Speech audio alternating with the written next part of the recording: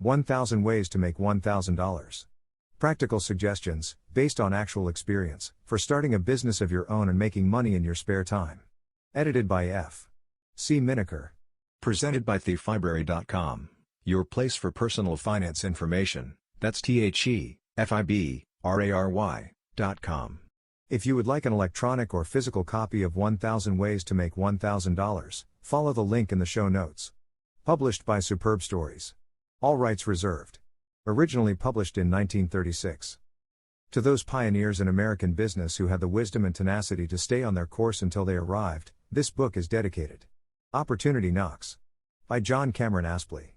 Publisher, American Business and System. Never in the history of the United States has the time been so favorable for a man with small capital to start his own business as it is today. For 5 years now the world has been slowly but steadily recovering from the disruptions and economic shocks that came in the wake of the World War. The ratio of debts to incomes is rapidly being equalized. Far-sighted monetary reforms, especially in the sterling group of countries, have been made. Regardless of governmental action, a long-delayed and inevitable recovery has set in. World-famous economists, men like Keynes, Salter and Fisher London, the same men who in 1914 foresaw and predicted the Great Depression, boldly declare that we are in the first stages of the greatest era of prosperity the world has ever known. Here in the United States, legislation has been enacted that is particularly favorable to the small businessman. Obstacles, inadvertently put in his way by early activities of the administration, have given way to a sincere desire to help the small businessman, who is the real backbone of American industry. Agencies have been set up especially to protect and help him. He is the white-haired boy of the new order of things. We have all heard a great deal about the opportunities of bygone years. We envy the men who discovered and settled the West. We wish that all the railroads were not built so that those opportunities would still be open. Why? The opportunities of yesterday are as nothing compared with the opportunities that await the courageous, resourceful man today. There are fortunes to be made that will make those of Astor and Rockefeller seem picayune. Ever since the beginning of time the world has made way for determined man with a real idea for serving his fellow men. In ancient Egypt, in classical Greece, in legalistic Rome, as in every succeeding stage of civilization, society has rewarded those who served it best. It will continue to do so for many thousands of years to come. So if you have the urge to go into business, or to lay the foundation for a future business by capitalizing your spare time, delay longer. If you wait for conditions may leave you in the lurch. Determine upon some plan of action that will enable you to render a needed service to your community. Put your whole heart and soul into rendering that service. Face the disappointments that go with starting in business resolutely and courageously. Cultivate courtesy and consideration of others. Work as you never worked before, and you will succeed. But you cannot possibly succeed until you start. Nor can you succeed unless you serve. Good luck to you in the most fascinating game in all the world, the great game of business. Begin it. Lose this day loitering, 'twill be the same story. Tomorrow and the next more dilatory. Then indecision brings its own delays. And days are lost lamenting over days. Are you in earnest? Seize this very minute. What you can do, or dream you can, begin it. Courage has genius, power and magic in it. Only engage, and then the mind grows heated. Begin it and the work will be completed. Gouda. Collaborators. Every story in this book is true. So far as possible names have been given. In some cases, for obvious reasons, they have been deleted. Most of the stories are published here for the first time. No effort has been made to embellish them. The original reports of our field editors have been used with the least possible editing. The writers used to gather the material are as follows. Frank J. Cummings of Chicago. John Allen Murphy of New York. Eugene Whitmore of Chicago. Dwight G. Baird of Detroit. Rule McDaniel of San Antonio. Edwin H. Shanks of Chicago. Augusta Linar of San Francisco. John L. Scott of Evanston, Illinois. Cheryl DeFrance of Denver. L. E. Fraley of St. Louis. Toda Cockcroft of Oakland. Walden Fawcett of Washington, D.C. Chapter 1. How to Start Your Own Business. When Gustavus Swift, a youngster in knee breeches, dressed and sold his first calf to the fisher folk of Cape Cod, he laid the foundation of the largest meat packing business in the world. The desire to make money, to have a business of his own, was a driving force in the makeup of young Swift. In Barnstable he was known as a chap with a lot of get up and go to him. So it was not surprising that when he felt the desire to make money, he didn't waste his time wishing, but took his courage in his two hands and started in the dressed beef business in his dad's backyard. No doubt there were other young men in Barnstable who wanted to make money too.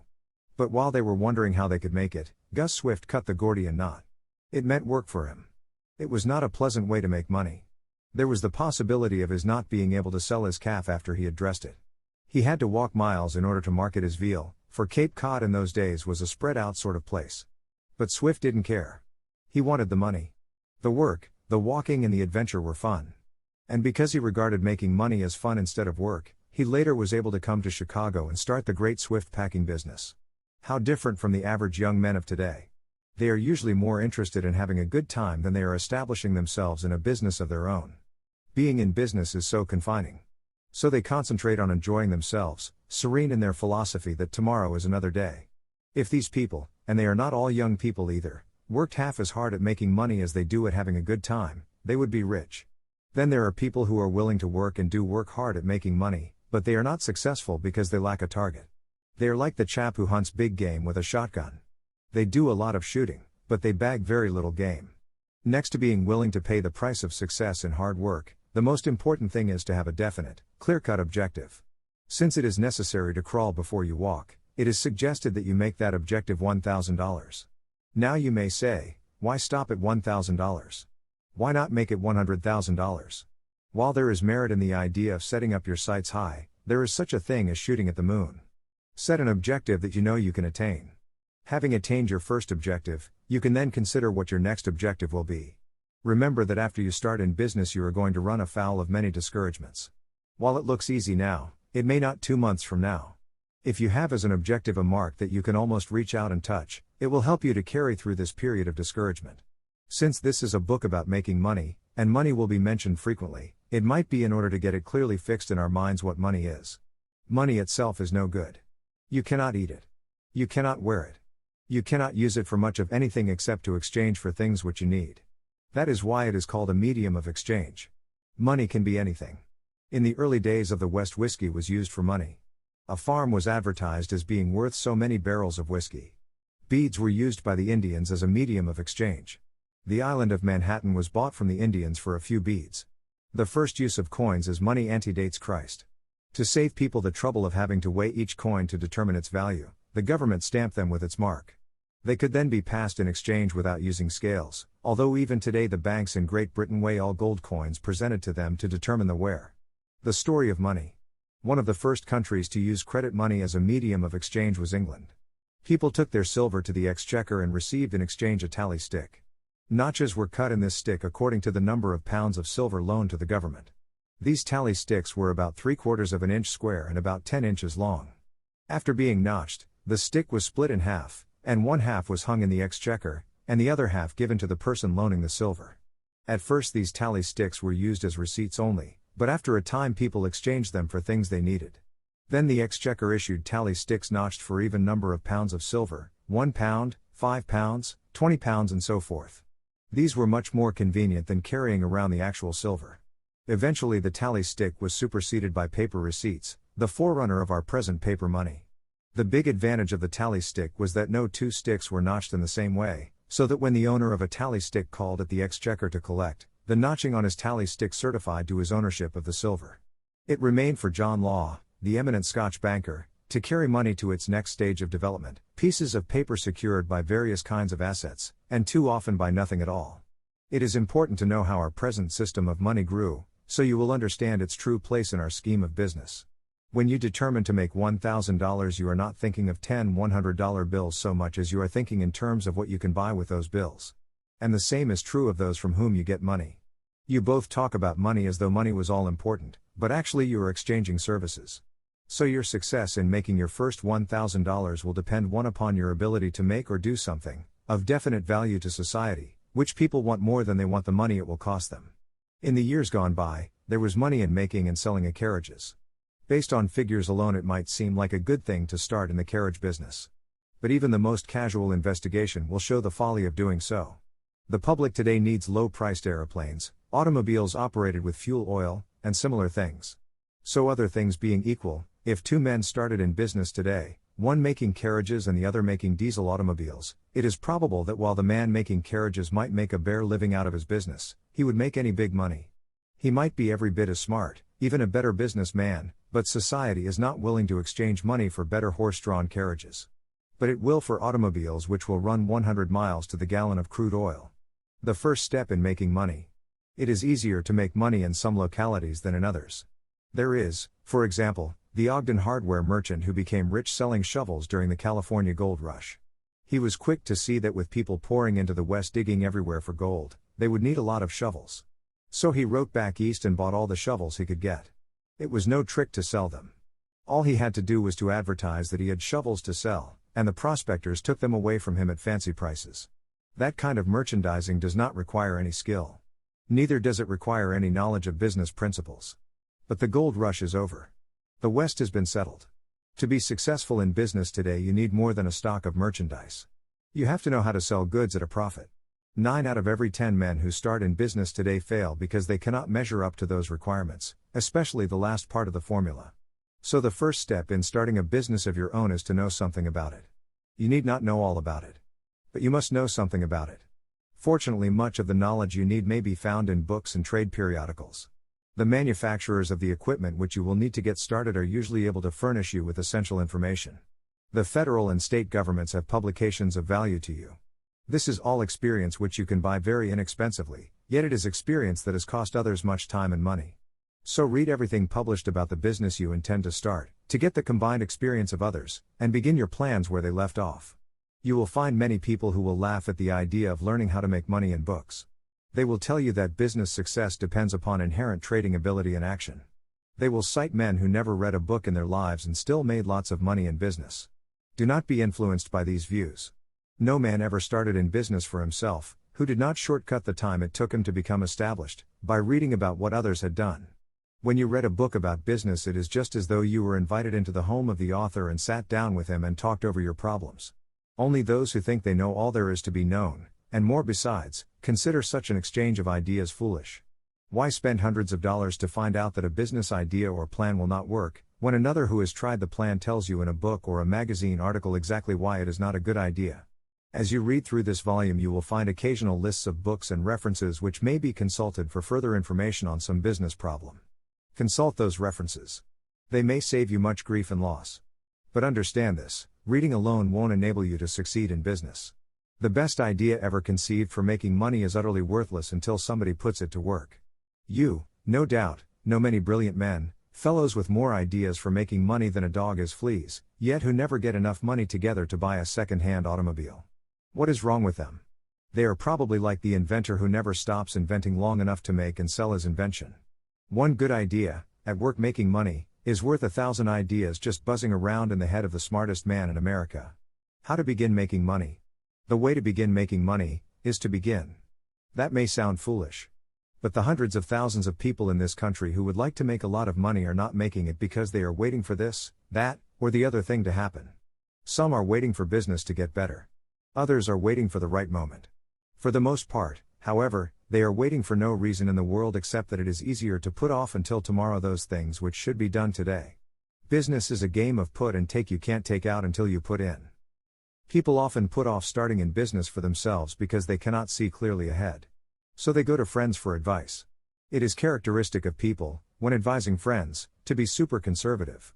Benjamin Franklin, you will remember, asked his friends what they thought of his chance to succeed in publishing a newspaper in Philadelphia. Without exception, they advised against it on the grounds that there were already too many newspapers. They did not take into consideration Franklin's ability nor his capacity to succeed. Had they stopped to analyze the situation, they would have advised him to go ahead by all means. The fact that there were so many newspapers made the opportunity for a better newspaper that much greater.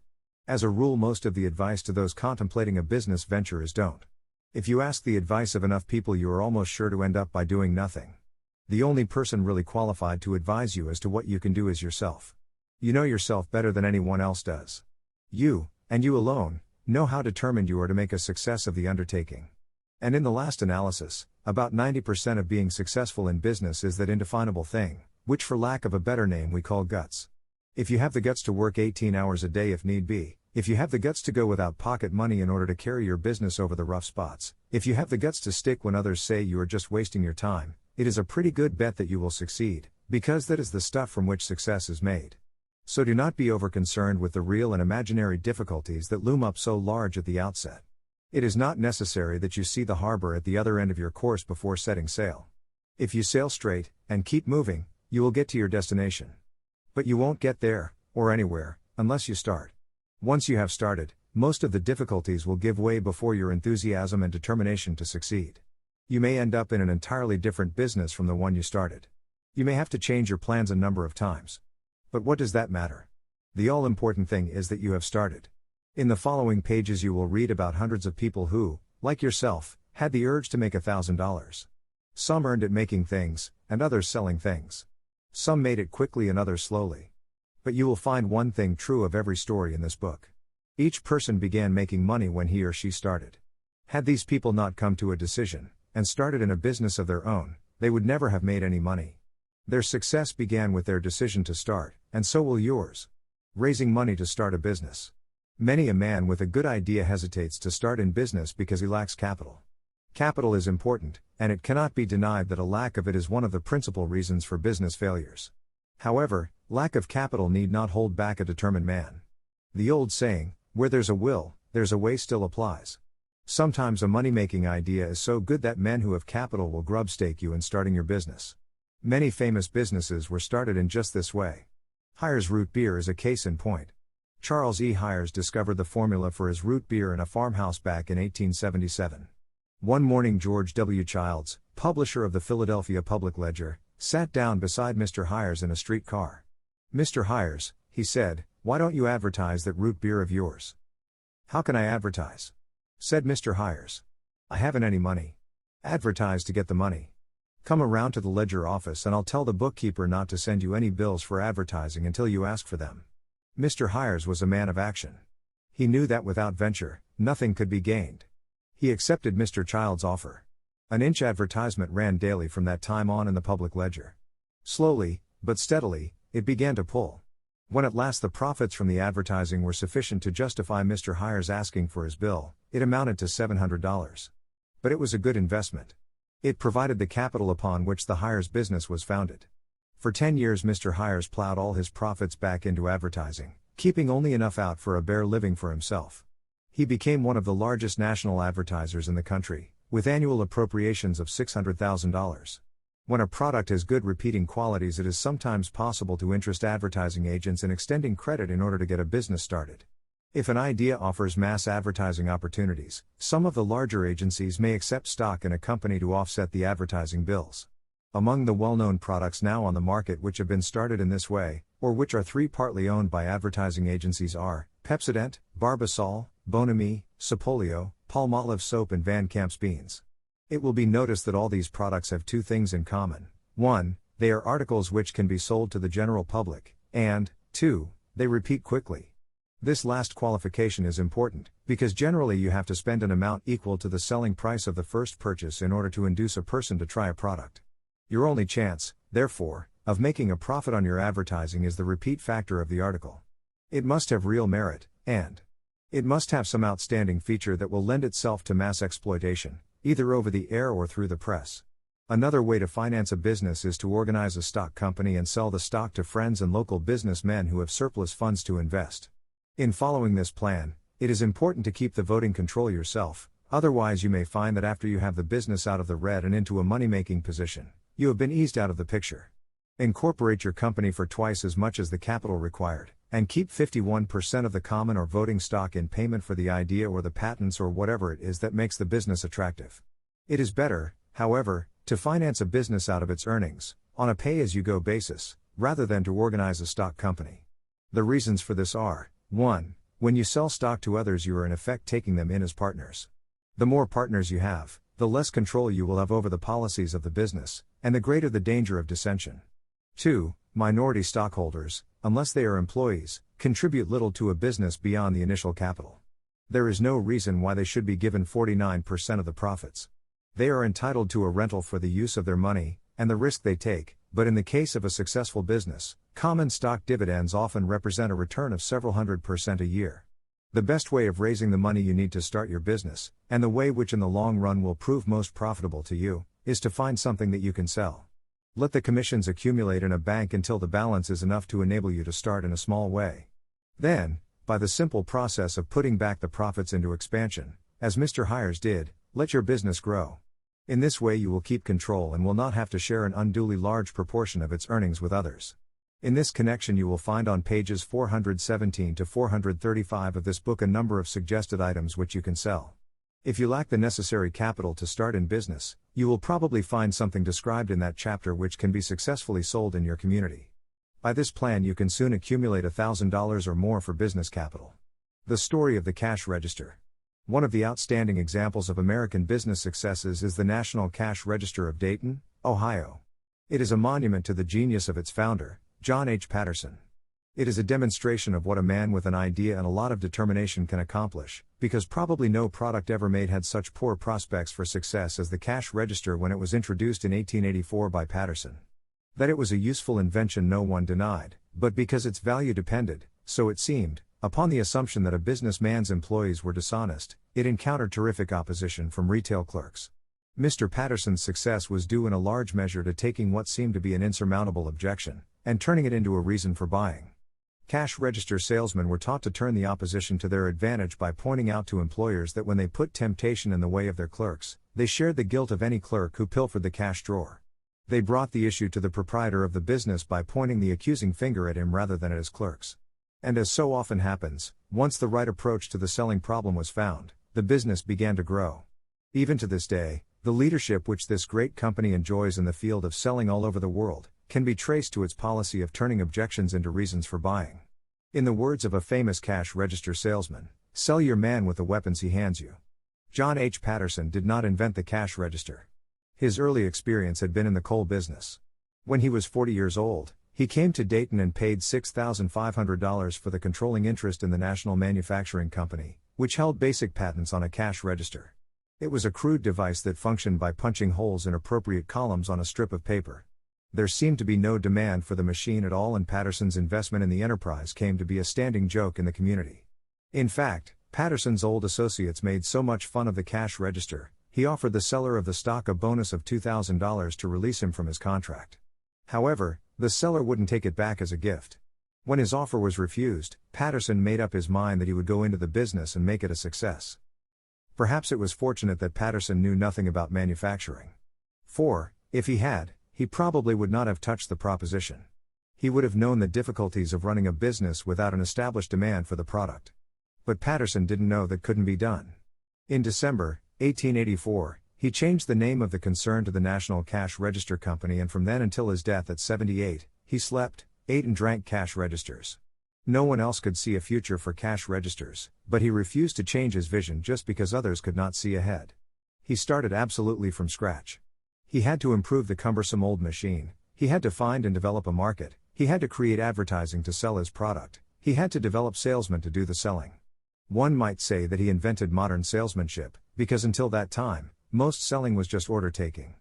By 1888, the company was beginning to make itself a power. It weathered the panic of 1893 and later depressions. Patterson worked day and night against almost insurmountable odds. There were times when, had he admitted to himself the possibility of being bankrupt, he would have failed. He wouldn't recognize failure, he could not fail. By constantly improving his product, his sales methods, and his manufacturing facilities, he built up in Dayton a worldwide business that has earned millions of dollars for the Patterson family. It shows what a man with an idea and a lot of outs can do. How J.C. Penney made his first $1,000. James C. Penney's first job paid him $2.27 a month. 32 years later, he was the successful head of a great business, with more than 1,000 partners. He was just the average small-town country boy. Was it luck? Not at all. It was a combination of enthusiasm, vision, and singleness of purpose, backed up by work. He admits that hard work alone will not bring you success. But hard work and a definite goal will do the trick. After clerking for some time in a store owned by T.M. Callahan and his partner, young Penney was offered a chance to become a partner in the business, with a new store to manage. His savings amounted to $500, not nearly enough. But the two partners agreed to lend him the additional amount needed at 8%. However, Penney was shrewd for his years, so he shopped around and found he could borrow the amount from a bank at 6%. The new store opened April 14, 1902, with a capital of $6,000, a third of which was Penney's. It was a success from the start. The sales for the first year amounted to $28,891.11, and pennies a share of the profit was well over $1,000. While the long hours and the incessant work connected with selling customers and buying stock may have seemed like drudgery to many, it was fun to Penny. Merchandising was his field. This was the work he wanted to do, and here was the opportunity. All he needed was the energy to put the business over, and he had plenty of that and to spare.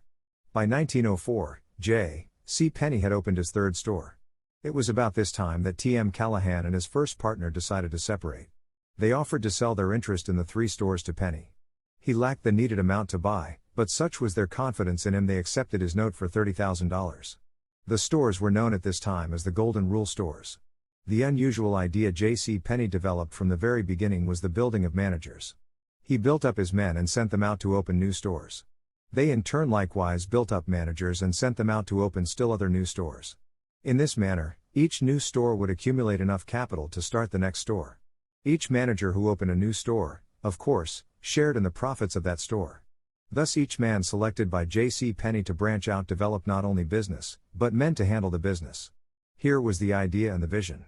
One look at the 1934 sales figures, $212,031,287, shows that it succeeded. The story of Morning Glory Tomato Juice. The Sneed family of Evanston, Illinois, were up against it, just as thousands of other families were in the early days of the Depression. 2 sons ready to go to Dartmouth and Father Sneed out of a job. A less determined family might have decided that luck was against them and let it go at that. But the Sneeds are not quitters. So they put their heads together and decided to get the agency for some lime drink which would mix with native gin, and see if it could not be sold to the supposedly well-to-do people along Chicago's North Shore. But the North Shore did not get very much excited about the Sneed family's Lime Ricky. One day when the Sneed spirits were down close to zero, a friend on a downstate farm sent the family a case of very fine seed tomatoes. Not knowing what better to do with them, Mrs. Sneed decided to convert them into tomato juice. Being a good neighbor, she sent a few bottles next door. The neighbors made a great fuss over it. Mrs. Sneed began to wonder if perhaps her husband and the boys might not be able to do better selling tomato juice the way she fixed it than they were selling Lime Ricky. The family went into a huddle, and since the Lime Ricky business was getting no better fast, they decided to try Mother Sneed's idea. They would call it Morning Glory Tomato Juice, because it made you feel glorious, regardless of how badly you may have felt the night before. The idea of fresh, homemade, tomato juice, squeezed from choice seed tomatoes took hold in great shape. The Sneeds charged more than the grocery stores charged for tomato juice, but nobody complained. People are that way. The late Colonel Simmons used to say, "The recollection of quality remains long after the price is forgotten." The Sneeds were careful to keep the quality up by making arrangements with a chap who grew tomato seeds, and therefore had the choicest varieties. They took over his entire crop and squeezed and seeded it for him. In that way they not only obtained juice that had a superior flavor, but they got their raw materials at rock-bottom prices. Most important, however, it gave them a talking point, and a good talking point may mean the difference between success or failure. It was not long before the Sneeds were selling all the tomato juice they could make in their kitchen factory, and had to enlarge their facilities. They rented a plant alongside the railroad tracks and began to think in terms of a nationwide market. They considered all the various ways of getting distribution. They thought of selling through brokers, as so many food product manufacturers do.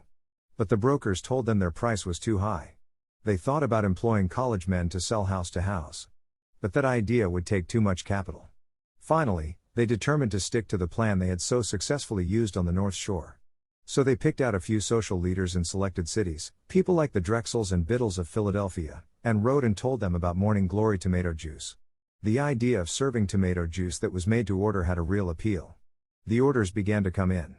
When Mr. Sneed had the endorsement of these prominent people, he went to the exclusive hotels in those cities and gave them the opportunity to serve the same brand of tomato juice to their guests as the first families in the city served on their breakfast tables. With the hotels lined up, the idea of serving Morning Glory tomato juice was next suggested to the railroads. The Pennsylvania lines, always alert for something better, ordered a trial supply and featured it on the menus of their crack trains. Next, the Illinois Central fell in line. In that way, Morning Glory tomato juice got advertising worth thousands of dollars, without the Sneeds having to spend a thin dime. Today, Sneed and Sneed Incorporated is going big guns. The business is steadily expanding. The company has money in the bank. The boys are in college, and the goose hangs high in the Sneed home. By this time, no doubt, they have traded their Ford for a pair of Lincolns. All of which simply proves the often overlooked truism that to sell the masses first sell the classes. How the great Wanamaker business started.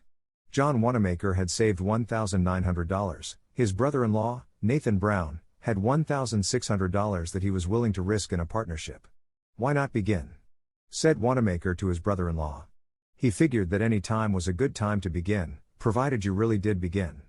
Business conditions were bad. The National Depression, that had followed the closing of many banks in 1857, had caused unemployment, low wages, and the demoralization of manufacturers and wholesalers. Philadelphia, especially, was saturated in gloom. It was 1861, the threshold of the Civil War. However, Wanamaker's mind had been made up, and in February 1861, he signed a lease that put his store into business. At 23 he was ready to assume the responsibilities of a business, regardless of national affairs, business conditions, or the well-meant advice of friends who had tried to discourage him from the undertaking. The store fixtures cost $3,875 and some clothing fabrics $739. The store opened April 8, but little was sold for several weeks. Plenty of people passed the store, but very few entered it. Then the books showed an entry of $24.67 worth of gentlemen's collars, cuffs and neckties, sold April 8. In the meantime the $3,500 which John Wanamaker and his brother-in-law had scraped together was fast disappearing. It was just a question of how much longer they could hang on. Fortunately, there was an opportunity to buy the stock of a clothing manufacturer who was nervous over the effect which the war might have on business. Wanamaker took over the stock on 30 days dating and invested all the money he had left, $24, in 6 advertisements in the Philadelphia newspapers. This happened on April 27, 1861. The advertisements did what was expected of them and the entire stock was sold in 2 weeks. From then on the business grew, under the Wanamaker policy of putting every dollar that could be spared into advertising. By 1869 Wanamaker and Brown were the largest retail dealers in men's clothing in the United States. With the death of Nathan Brown, John Wanamaker and Company was organized to do a general business. Today it is one of the great stores of the world, and a monument to faith in advertising. It was Wanamaker's method to expand constantly and depend upon advertising to fill in the open spaces. What his rivals called his foolhardiness was grounded in a supreme faith in the power of advertising to build volume, and the realization that volume attracted volume. In dull times, and during a panic, it was always the Wanamaker policy to increase and expand his advertising as his sales increased. Mrs. McDougall turned $38 into $1 million. When Alice Foote McDougall, of New York City, was left a widow in 1907, with 3 little children to support, she turned to the only work she knew outside of handling her household duties, coffee blending. With a capital of $38, she decided to continue her husband's coffee broking business. It was uphill work. There was much antagonism on the street, and coffee men in the business gave her just 6 months to last. However, she gradually became established and the 6 months passed. Her little office included a borrowed desk and a second-hand chair. Not only did she have to overcome the prejudices against a woman in this business, but she had to learn the simplest routine of running a business. Most of Mrs. McDougall's accounts were clubs, hospitals, and sanitariums. In the beginning, she solicited orders by mail, but she realized that she would have to make personal calls to secure more business. She mapped a radius of 75 miles from New York and traveled this territory for several years. 2 years after she started in business, she was taking in $20,000 a year. However, the profit on this amount was small as the net profit on each pound of coffee was only about 4 cents. Several years later, having built up a reputation for good coffee, she opened a small coffee shop in the Grand Central Terminal, serving coffee and simple foods. Within a year from the time the shop opened, she was serving 8,000 customers a month. Gradually this shop led to a chain of 6 eating places, each patterned after a typical European scenic spot. Mrs. McDougall was a success. People flocked to her restaurants. They liked the leisurely, foreign atmosphere. Hecht's tea rooms at this time earned as high as $1,684,000 a year. Then came the Depression. In 1932, like many another, Mrs. McDougall went broke. The 6 restaurants went into receivership. Ms. McDougall, however, had fought business difficulties before and came out ahead. She didn't cry stop now. At the age of 65, she made a comeback and is now the mistress of a chain of 3 restaurants. She is again stressing atmosphere in her restaurants, and the public is once more putting its stamp of approval on her undertaking by giving these restaurants its patronage. Once more Mrs. McDougall is on her way to making an outstanding success. There are thousands of cider stands along roads everywhere. Many of them are pitiful failures. But a real merchandising idea and building the stand in the shape of a giant barrel made this Indiana stand a big success. How Otto Schnaring made his first $1,000. It was back in 1914 that Otto E. Schnaring, then 21 years old, went into business for himself. He had only a few dollars capital. He rented a little office and established himself as a manufacturer's agent, struggling along against unpredictable odds, but gaining business experience. Then came what he thought to be his real break. In 1916 he learned of a candy-making machine he could buy for $100. Fortunes have been made in the candy business, thought Schnaring, so he bought the machine. The first day the machine was delivered, he put it into operation. He worked until midnight and made a batch of what he believed to be very fine candy. The next day he took this candy and arranged with a few shopkeepers to sell it for him on consignment. Then he returned to his office and made up a second batch. He was to discover that his candy did not go well. When he made his second call, very little of it had been sold. This did not discourage him. He had embarked upon a career as a candy manufacturer. The thing to do, he figured, was to find out why his candy didn't sell, and then make candy that would sell. Unwittingly, Schnaring had made a mistake that thousands of others have made when they decide to go into any kind of manufacturing business. He made a product that he liked, instead of one the public liked. There are thousands of manufacturers today who are slowly going bankrupt because they do not follow this simple principle. They try to force their ideas on the public, when it would be so much easier to make something that the public wanted. It did not take Schnaring long to discover his mistake. He found out that 3 types of candies sell best, namely, chocolate, caramel candies and candies containing peanuts. He concentrated on making candies of this type, and his candies sold, though not as well as he anticipated. Schnaring then experimented with many kinds of candy bars. It took him 3 years before he had hit upon the ideal combination, one blending chocolate, caramel, and peanuts, and the way the candy public took to this bar justified his experiments. He later decided to call the bar Baby Ruth, because the word baby was familiar to every small child and adult, and because the common name, Ruth, was easily pronounceable by man and child. He priced it at 5 cents. The success of this bar was immediate. To make a candy bar that will sell successfully does not require a candy making machine. You can start in your own kitchen, and by following the principles outlined above, may, in a few days, work out the formula for a successful selling bar. Candy formulas are not subject to copyright, but the trade name of the product may be registered in the Bureau of Patents and Copyrights, and its use denied to anyone but yourself. The experience of every candy manufacturer, however, would indicate that the best kinds of candy to make would be candies made from chocolate, since chocolate candies are always in demand. Kitchen-made candies, chocolate creams, dip caramels, and other types sell better because they are fresher, and there is an unlimited demand.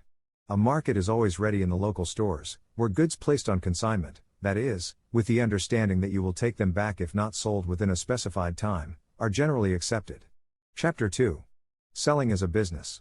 In logging camps the cook shouts, "Come and get it." In the army the bugler sounds mess call. In either case a horde of hungry men come running for their meals. In business it would be simple if a manufacturer or a merchant could bring all his customers within earshot, shout, "Come and get it," and be rushed by a crowd of customers eager to buy his product. However, as we all know, people are not that anxious to buy. They must be educated, persuaded and shown how and what to buy. That is the job of salesmen and saleswomen. There is always a demand for people who can sell. Salesmanship draws its manpower from every other profession and trade. Lawyers have closed their law books and turned to selling, some have grown rich. Surgeons have put aside their white coats and become salesmen.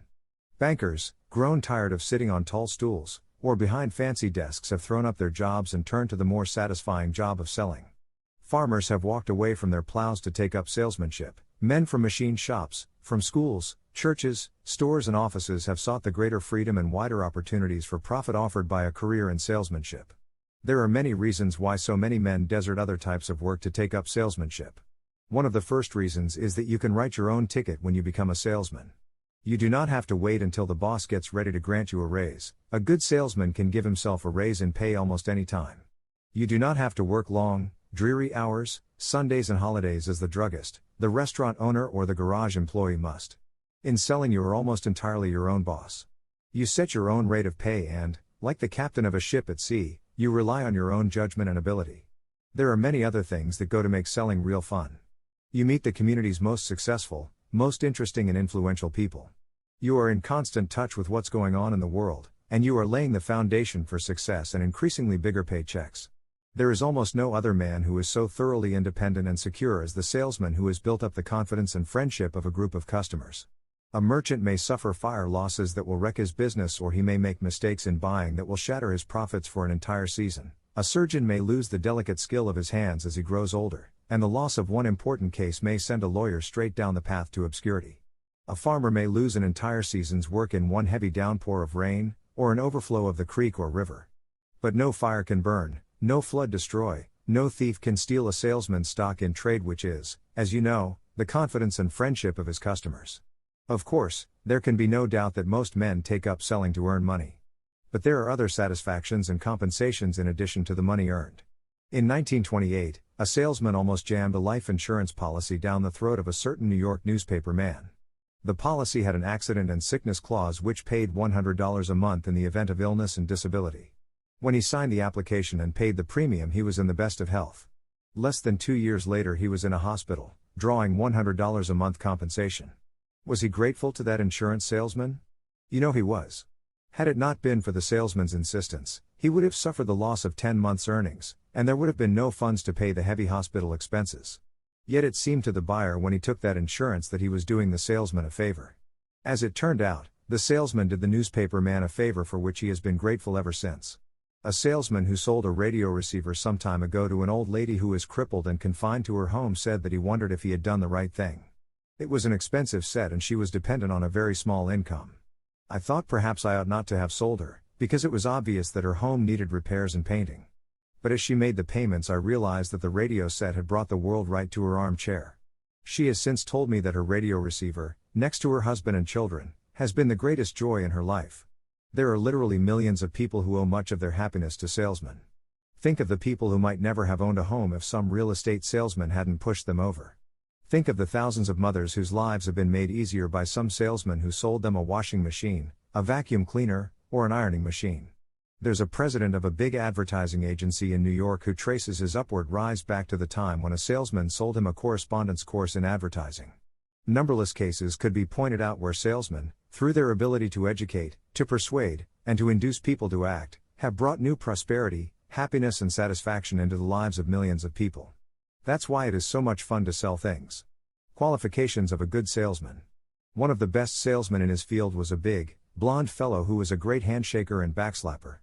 He never missed an opportunity to make a friend or to push himself forward to meet the right people. He joined all kinds of lodges and clubs. He wore pink shirts, too. He was a typical salesman, the kind we read about. And he was a big success. Another top-notcher salesman was a fellow who was totally unlike the first man. He never slapped any backs, he was quiet, reserved and almost diffident in his relations with people. But he could sell. When he sold an order he made a customer, and often a lifelong friend. These two men are mentioned to emphasize the idea that you don't have to be an expert storyteller, a gin hound or a great handshaker to be a good salesman. There are thousands of good salesmen who never take a drink of hard liquor.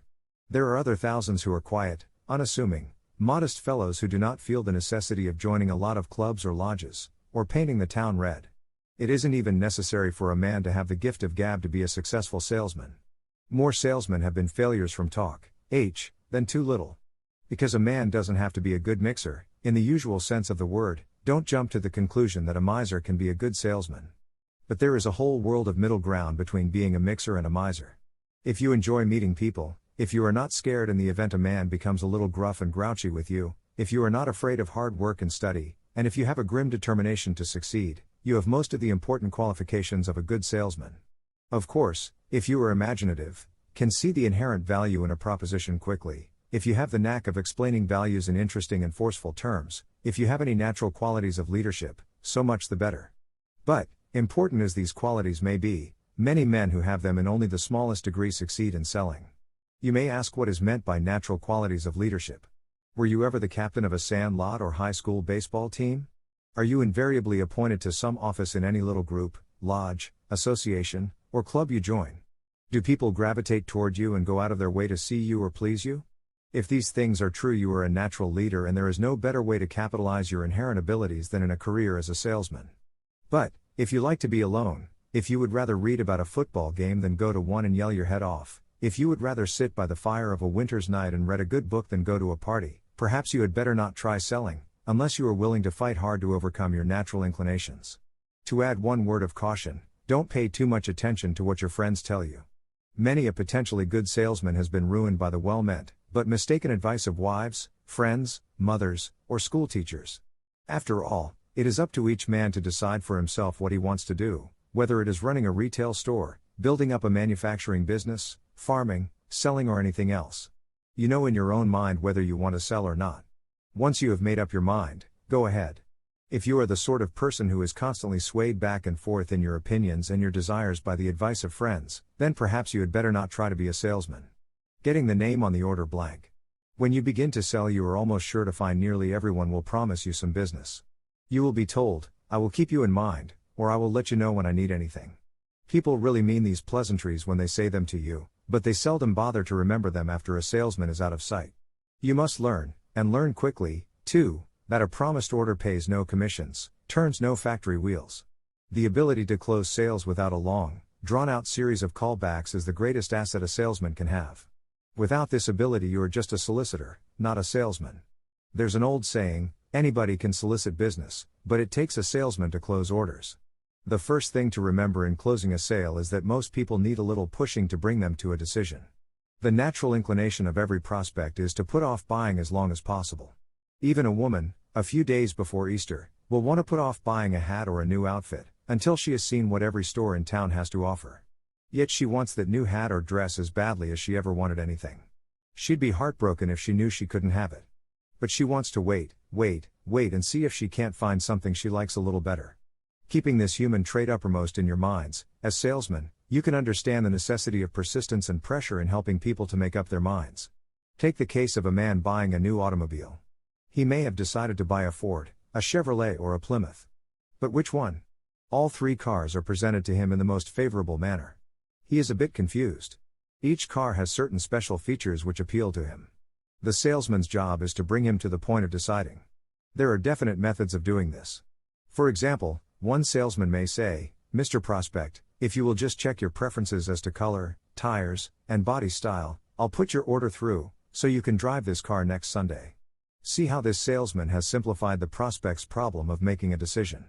See how much better this attempt at closing is. Then, think it over and let me know what kind of tires and wheels you want. The washing machine salesman may say, "Mrs. Jones, if you will sign this memorandum, you can have this machine in your basement by Monday, and finish your washing long before noon, leaving you free from worry and work all Monday afternoon." In closing an order, make everything as simple as possible, and get the prospect to take some first, easy steps toward signing. A typewriter salesman had the president of a large company convinced that his machine was right. But there were some 25 old machines to be listed for trade-in and a contract to be drawn. The salesman saw that the president, who was accustomed to okaying memoranda which had been prepared for him, was busy. Had he waited for the president to ask someone to list all the old typewriters to be traded in and to draw up the contract, he would never have obtained the order. The salesman went out of the president's office, tore off a sheet of wrapping paper. On it he listed the serial numbers of all machines which were to be traded in. Under the list he wrote, $21 allowance on these machines. Back into the president's office went the salesman. He showed the president the memorandum and said, "Just okay this and I will have your purchasing agent prepare the order." The president scribbled his initials and his okay in a jiffy. Later the salesman went to the purchasing agent who prepared a formal purchase order for the 25 new typewriters. The salesman had made the job of buying as simple as possible. At the first sign of agreement on the part of the prospect, the wise salesman asks for the order. If he can't close at this point, he goes right on explaining, even in some cases, repeating things he has said before. Then he asks for the order again. More men make the mistake of asking for the order too late than too soon. Remember this point when selling: ask for the order 5 times before you give up. Very often a prospect will spar and feint by saying he will check his stock and let you know. Or he will tell you that he will find out what color, or what size, or what quantity is needed. Here is where the salesman shows whether he is really an order getter, or just a solicitor. If he is really a salesman, he'll say, "That's fine, Mr. Prospect, just okay this order with the color, or size or quantity, left blank, and I will have your clerk, assistant bookkeeper, or secretary, fill in the details." Not long before this was written, a salesman was trying to sell a landlord a Kelvinator electric refrigerator. 2 other refrigerator salesmen were after the order too. The landlord couldn't make up his mind, so he said he would talk to the tenant and find out what make the tenant preferred. The Kelvinator salesman went straight to the tenant and explained all the good points of Kelvinators. The other two salesmen waited a day or two and then came back. "Sorry, but I bought a Kelvinator," said the landlord when they approached him. The Kelvinator salesman had cinched the order by seeing the tenant and then going right back to the landlord and saying, "Your tenant will be delighted with a Kelvinator, because I have just seen him and told him all about it." Deciding what to sell. What do you want to sell? Don't make the mistake of thinking, "I would sell anything if I had the chance." The first step in going into sales work is to decide what you want to sell, and what you think you can sell. You might do a splendid job of selling electric ranges, yet fail miserably in selling electric motors. Or vice versa. You could conceivably make a big success selling life insurance and fail completely to sell accounting machines. Your own previous experience, your interests, hobbies, education, and background all should govern the selection of something you like to sell. If you like the feel and touch of materials, if you have an eye for style, line, color, if you are a natural trader who loves to see money changing hands, by all means get into selling something that is sold over the counter in retail stores. But if you are the kind of fellow who thinks that a retail merchant is just a shopkeeper, and you can't get excited about a piece of merchandise and the possible profit it carries, then forget about selling to retailers. Do you like automobiles? Are you interested in all the new models that come out from year to year? This interest may be turned into profit by selling automobiles. Are you of a mechanical turn of mind? There are 1,000 mechanical devices to sell. And so on through the long gamut of everything that is made. There are 1,000 things you could sell. But find the one thing you want to sell, and you've made your first step toward a career in selling. In the following portion of this chapter you will read how other people who, like yourself, had a real desire to sell, satisfied their desire and made good money to boot. You will notice that in nearly every instance the adventure proved successful because the product offered for sale rendered a definite service to the buyer. It is not enough that you are enthusiastic about selling a product or service, it must be something for which a need exists. So when you are searching for something to sell, make sure that it not only appeals to you, but that it will appeal to those to whom you must sell it. In this connection you will find in the supplement in the back of this book a list of products, which offer such opportunities. From this list you can make a selection with every assurance that the product is saleable. Every woman is a hosiery prospect. Lucille Anthony, forced to shift for herself and 6-month-old baby, when her husband had deserted her, turned to selling silk hosiery. The fascination beautiful silk hose held for her was, she admitted, almost an obsession. She points out that her chief reason for a selling connection with a hosiery manufacturer was to enable her to go from home to home and meet people. Besides a genuine love for sheer silk and hose, I had practically no other enthusiasm, Lucille explained. I received samples of 6 different colored hose in a light folding case from the company, and was so eager to tell my friends about the hose that my first calls didn't seem like selling at all. I visited friends first. Most of them gave me orders in units of 3 or more pairs. But I soon ran out of friends, for no matter how many people you're acquainted with, sooner or later you've told the story to everyone. So when I had seen every friend I had, I started selling to strangers. This proved more difficult than I expected. When the women came to the door, they didn't expect to see a saleswoman and were not in the mood for buying. Many scowled.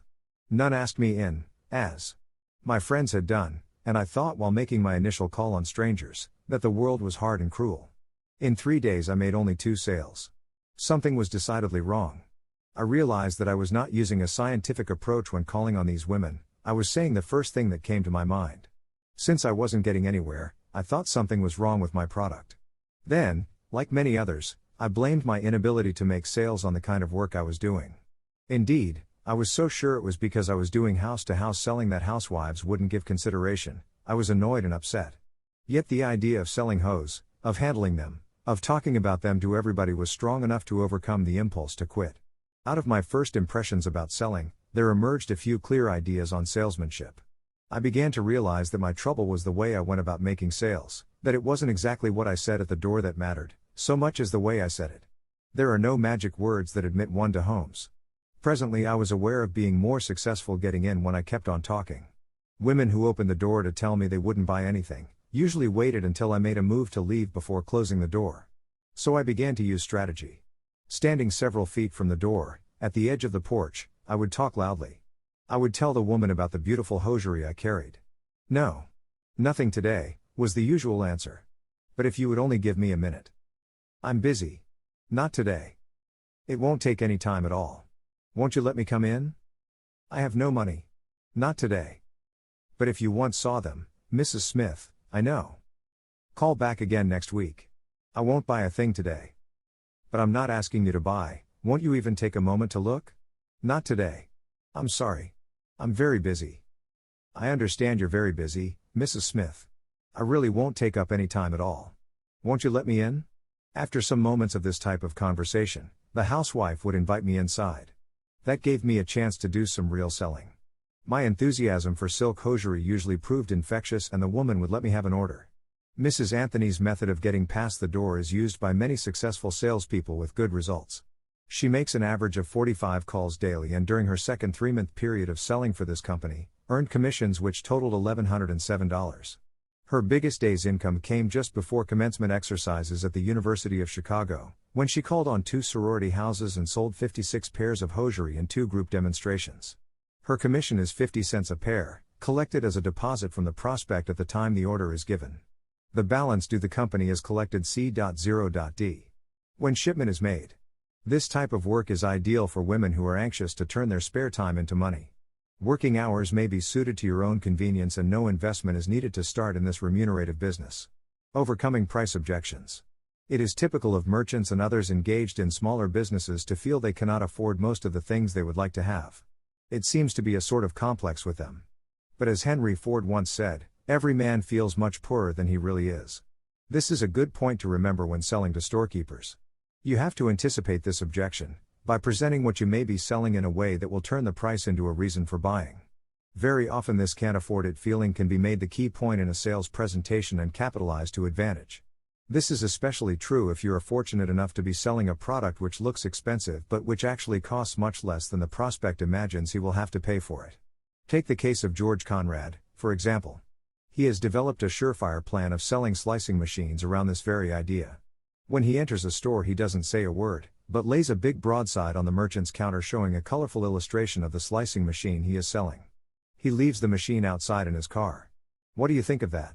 He asks his prospect, who in this case is the proprietor of a small meat market. It looks good, the butcher replies after looking at the colored advertisement for several minutes. But I can't afford an expensive slicer machine such as that. It costs too much. But you need one, don't you? Yes, but I'm not doing very much business and can't afford to lay out a lot of money for a slicing machine. Conrad smiles, goes out to his car, brings in a sample machine, hooks it up behind the counter, and requests the butcher, who is still protesting that he can't afford it, to try the machine. Like it? Conrad asks after a few minutes. Certainly, but I simply can't pay, I understand. This machine is a low-priced slicer, however, and looks and works just like the expensive ones. Guaranteed too. How much could you afford to pay in cash for a slicer? The butcher shakes his head. The way business is, I couldn't go over $10. Well, if you can pay that much, get out your money, is Conrad's standard reply.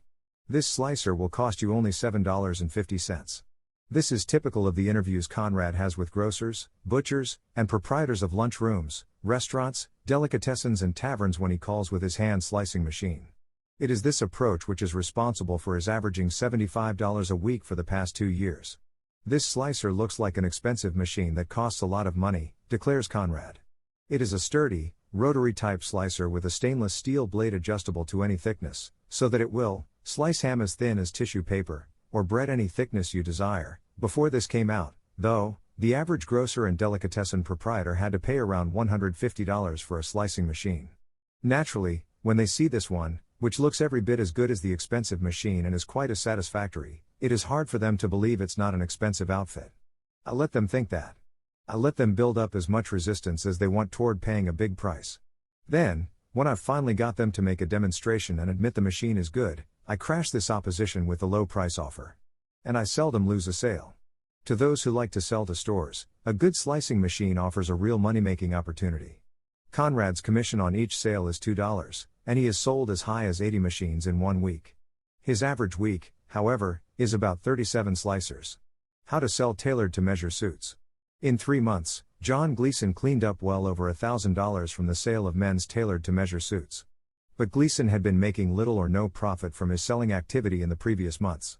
Indeed, as he himself put it, he was just another doorbell pusher. He had difficulty overcoming the objections raised by prospects. He had trouble finding men who were in a position to buy suits. And he experienced disappointment when getting in to see prospects. As a salesman, Gleason admits he wasn't so hot. To believe that he suddenly turned over a new leaf, would be too much. He didn't. He did change some of his selling methods, however, and taught himself to be at ease with people. It was due to his willingness to let an older hand show the way, though, which enabled Gleason to climb into the big money-making class. Living in the apartment above was a salesman I greatly admired, explained Gleason. This fellow was a polished, suave chap, who had been selling for years. When I got pretty well acquainted with him, I asked him for pointers on selling. It was difficult for me to understand all the points he made. At first I thought they were only theories, so I did not take them seriously. I grew more and more discouraged. I mentioned this to him. "I'm awfully sorry," he said, "I'd like to do something to help you." "You can if you wish," I answered quickly. "There's a lot that you could teach me, if you would make a call or two with me." He agreed to do so. It was arranged to call on some prospects together. I made the first interview but didn't get very far. It was a call upon a doctor who got rid of me in a hurry. Outside the office, on the way to the next call, my friend was very thoughtful and made no comment. When I lost the second sale, he said softly, "Let's drop down to the lunchroom and talk this over. You've made an effort to make 2 sales, and have avoided letting anyone know what you're trying to sell." He made no further comment on the matter until we faced each other across a table in the lunchroom. Then he pointed out an obvious error in my tactics. "When you got in to see those fellows, they knew you came to sell something. Why do you talk about representing a large responsible house selling high-quality merchandise? Why not try to sell them a suit? These men are busy. They know what they want, when they see it. Cut the introduction and get down to business." "You've got to begin, you know," I said in defense. "Sure you do," he retorted. "That's my point. Begin at once. When we go to see your next prospect, I'll give you an idea of what I mean." Half an hour later, we entered the office of a real estate dealer. "I'm offering some of the greatest suit bargains you ever saw," said my friend, but the realtor shook his head. "That's a fine-looking suit you're wearing. Isn't it one of our 2250 line?" "Nope," replied the realtor, "I bought this in a store." My friend moved over to the prospect and closely examined the man's coat. He murmured, "That is certainly a fine piece of goods, isn't it, Gleason?" I stepped up and admired it. The realtor smiled. "Let me show you the same goods here," and my friend held out his hand as a sign for me to show a sample. I opened my case and brought out a sample swatch. Quickly this was placed in the prospect's hand. A moment later he was fingering it. "Do you like your sleeves that short?" "They seem a trifle short to me," my friend said critically. The prospect admitted the sleeves were a little short. I got my friend's idea at once. Quickly I measured the prospect's sleeve and marked it on the order blank. Then I went through the entire measuring series myself. After taking this prospect's measure, I asked him if he wanted us to have a suit made up for him. He hesitated, but my friend saved the situation. "Here's a fabric that certainly will make up beautifully, and it'll look fine on you." The prospect was guided back to a consideration of fabrics once more. Finally his choice was narrowed down to 2 fabrics and soon the sale was closed. My friend pointed out the following errors in the method I had been using. 1. My opening arguments were not natural or interesting. 2. I did not tie up the prospect with the idea of owning another suit. 3. I did not show how good my suits were in comparison with those being worn. 4. I did not picture the prospect wearing the suit. 5. I was voiding all the previous interview by a negative suggestion at the close, when I should be writing the order.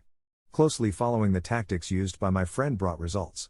I now sell an average of 4 suits daily, netting commissions of $12.95 a day, which is better than $3,000 a year. Gleason calls on businessmen and workers in shop and office. He does not waste time on men who are not working. Calling at the factory entrances of plants about lunchtime enables him to make a demonstration to a group of men and arrange evening appointments at the homes of those interested. He sells from a sample. The order blank is so arranged that anyone can easily follow the directions for taking an accurate measure for a suit. The deposit made by the prospect at the time the order is taken is the salesman's commission. The balance is collected COD by the manufacturer when the shipment is made. To sell clothing successfully does not require selling experience of any nature. It does require a sales plan and some initiative in working the plan. Many made-to-measure tailoring companies, selling their suits through direct salesmen to the wearer, supply detailed instructions for salesmen. The right and wrong way to sell nursery stock.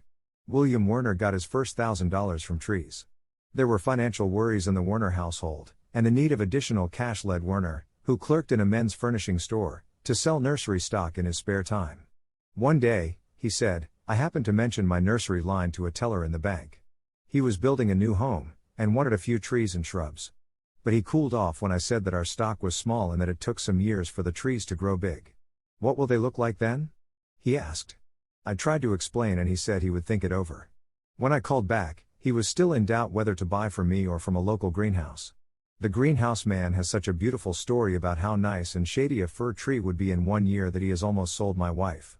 But if you want to tell your story to her, it's all right with me. When I called at the teller's home, I asked his wife to step into the yard and look at the old brick wall of the apartment house they were living in. Then I tried to picture to her how much more attractive that bare wall would be with English ivy clinging to it, and the foot of the wall gay with flowers. This seemed to make an impression on her. We talked a lot about the different kinds of bushes and shrubs. She preferred lilacs, it developed, and said she always liked the scent of the lilacs in the air. I kept telling her about the way the place would look when it was finished and the shrubs and bushes planted and fully grown. I got an order for $207 before I left, but it took me from 2 that Sunday afternoon until 6:30 to get it. My commission was $29. Elated, I wrote the firm about the way I made this sale, and got back a letter containing some very good advice. This letter complimented me highly, and said, "Always remember that when people buy nursery stock, they expect definite results. It's results they want, not a tree a foot high. Sell them results." I've thought about that many times since. The other day, when I was talking to a farmer about buying 100 apple trees of a new variety, I knew he wanted to know how many apples the trees would bear. I pictured a whole orchard for him, with fruit hanging on the trees. Of course, he realized as well as I did that the trees would be tiny when he planted them, but he knew they would grow big with the passing of time, and that eventually they would bear fruit. He wanted to see a vision of results, and I helped him see the vision. Merely to quote prices on berry bushes, fruit trees, shrubs and other nursery stock would never get an order for me. Most people, I've discovered, are totally lacking in imagination. They are able to picture a thing only when it is shown to them. It is up to me to do their imagining for them.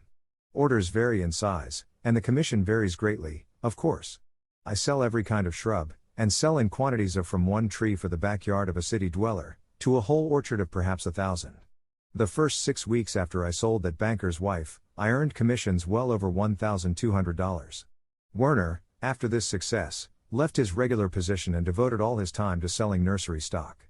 He makes many calls, but succeeds in interviewing only 7 prospects in an average day. The commission earned on each sale he has made since he started selling nursery stock is $9.10 an order. He averages 2 orders daily. His commissions are paid to him weekly, as orders are verified, this being the nursery's established policy. This policy does not apply to all nurseries. Some concerns insist the salesman collect his commission in the form of a deposit, at the time the order is given. Prospects are found everywhere, in small towns and big cities, suburbs, and rural districts. Some nursery salesmen make a practice of calling at regular intervals upon county school boards, playgrounds, churches and like places, where there is frequent demand to replenish or replace trees and shrubs. No money is needed to start in this profitable field. Selling frocks brings back prosperity.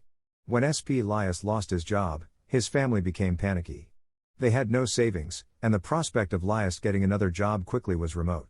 But his plucky wife did not despair. She had read about a manufacturer of women's frocks who appointed agents to sell his products. She wrote to him asking for a local agency, and presently received a number of style cards and a selling kit, with some practical suggestions for getting started. The plan was to call upon housewives in their homes. Determined to make money the first day, Mrs. Lias started out. "I was lucky on my first call," Mrs. Lias declared. "When I approached the door I felt the porch would open up and swallow me, I was so frightened. When the prospect opened the door and smiled good morning, I couldn't talk, and I believe if I hadn't been so desperate for money, I might have quit right there. This prospect was very gracious, however. She seemed to feel sorry for me. She asked me to step inside, and by degrees I recovered from my stage fright. Then I started to talk about the frocks, and the dresses I was selling just as though I were visiting a friend. We talked styles and colors and fashions. I showed her the style cards, pointing out that they featured the latest Parisian fashions, and that she had probably seen similar designs in a current woman's magazine. We got the magazine and compared the style features of my frocks with those illustrated in the publication, and I soon forgot I came to get that woman's order, having become absorbed in talking about clothes. When she presently told me that she would take each one of 3 numbers the manufacturer was pushing, I was not a little surprised. My commission, $4.30, was the exact amount of the deposit required, the balance being collected by the manufacturer COD. I was elated. I didn't make another call that day. I hurried home, stopping at the grocery on the way to get things for dinner, and entered the house loaded with bags of groceries. Mrs. Lias was not so successful the next day, however. She made several calls, but failed to get an order. Analyzing that day's selling effort made her wonder why it had seemed so easy to make her first sale.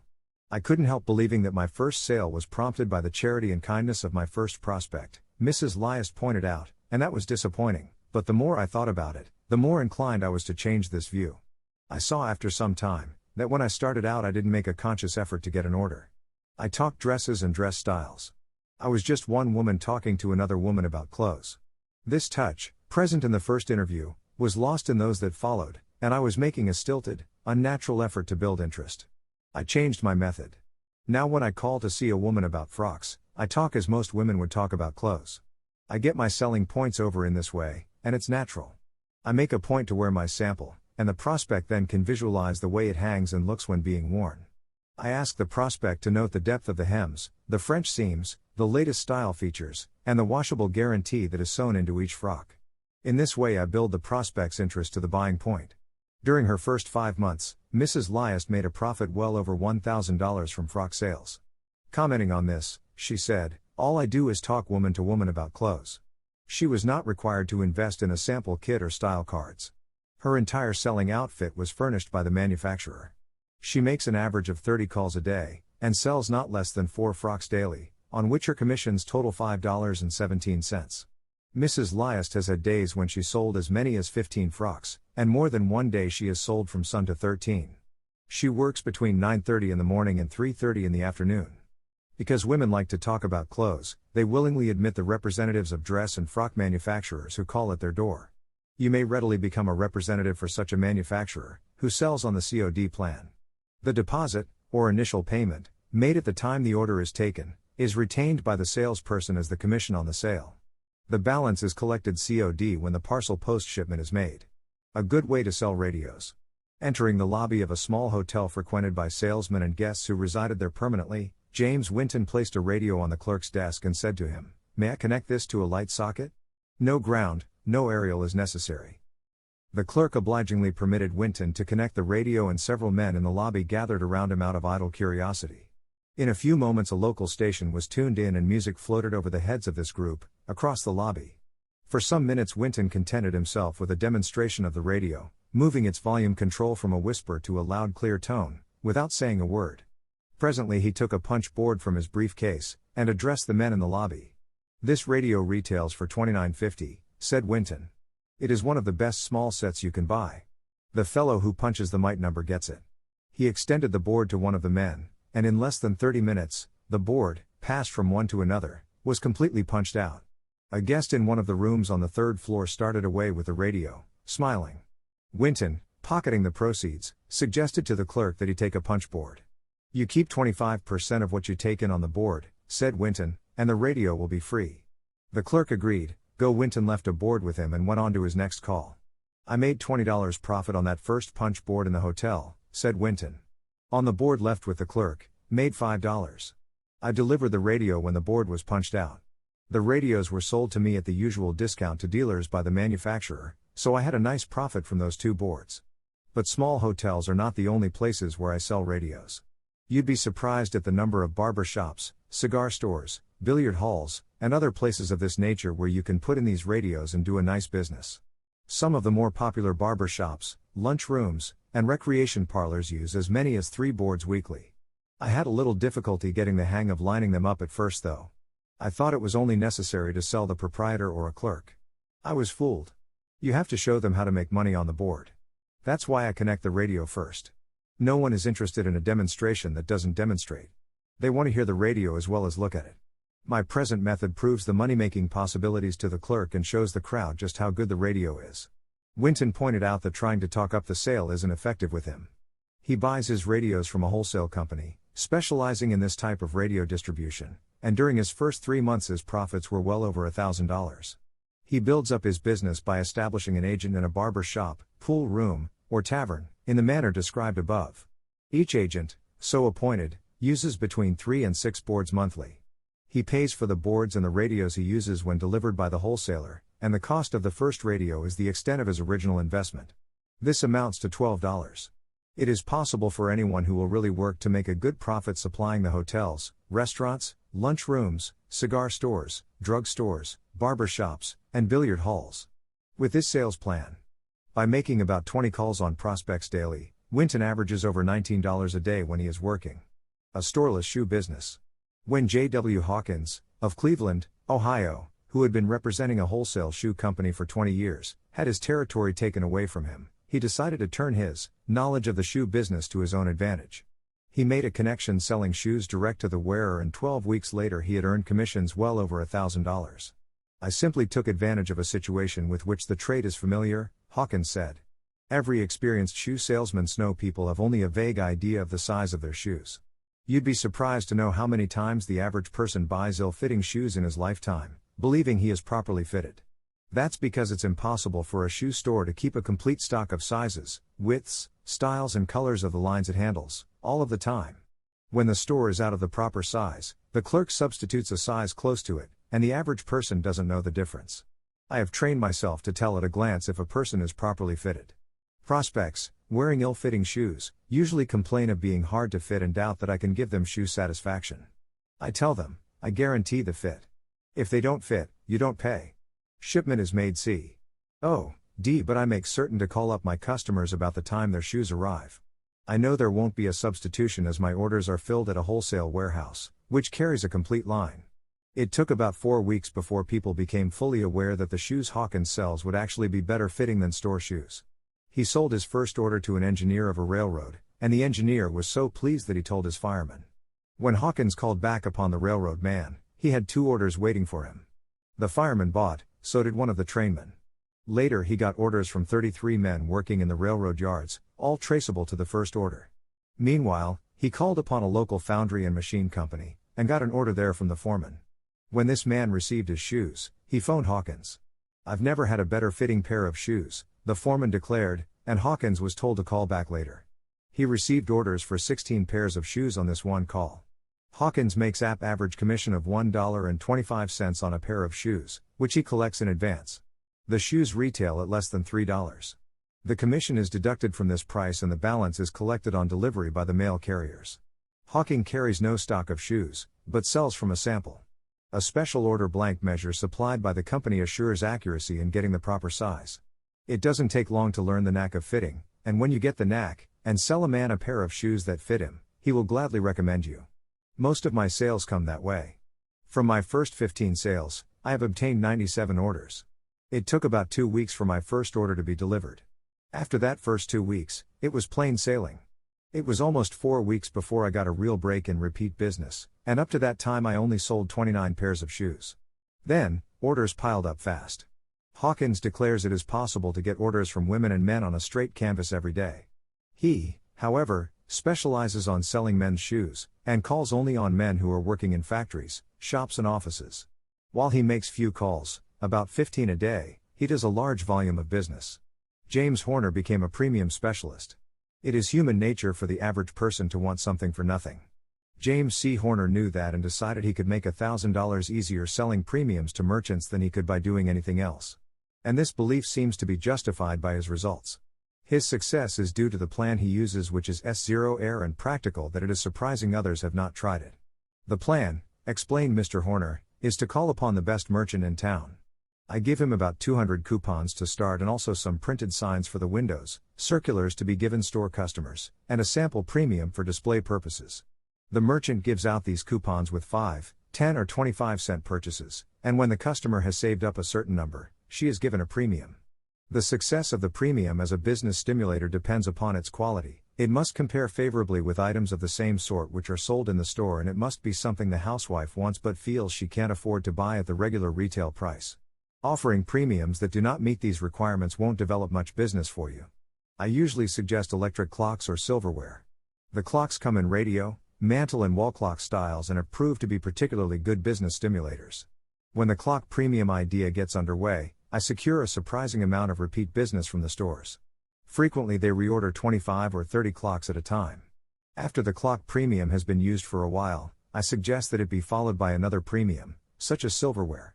A good quality silver plate can be given in the same way as the clocks, and those store customers who have had clock premiums Begin saving for silverware. This keeps them trading at the store and builds up a steady business for the merchant. I call back upon each merchant several times, not only to keep him friendly but to show him the right way to use the premium. I have found practically no objection to premiums by the merchant. The idea, as every merchant knows, is essentially sound and about the best sales stimulator he can find. Many merchants, I point out in my sales talk, have found that the use of premiums saved their business from suffering serious losses during the worst periods of the Depression. The public's popular acceptance of the premium principle bears out this contention and helps me close orders. I call on the smaller towns exclusively. I don't object to cities, but it takes too much of my time waiting to see the store manager in a city store. Horner works in Wisconsin. He calls on the stores in Watertown, Madison, Kenosha, Racine, and Janesville. He restricts his premium deals to one store of each kind, and his commissions average $70 weekly from calls on 20 stores a day. Every merchant feels the necessity of increasing his sales, and is ready to listen to you when you call to tell him about a method that will bring new customers as well as keep old customers coming back.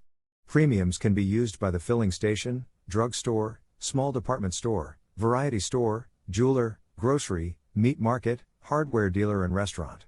You need no capital to start.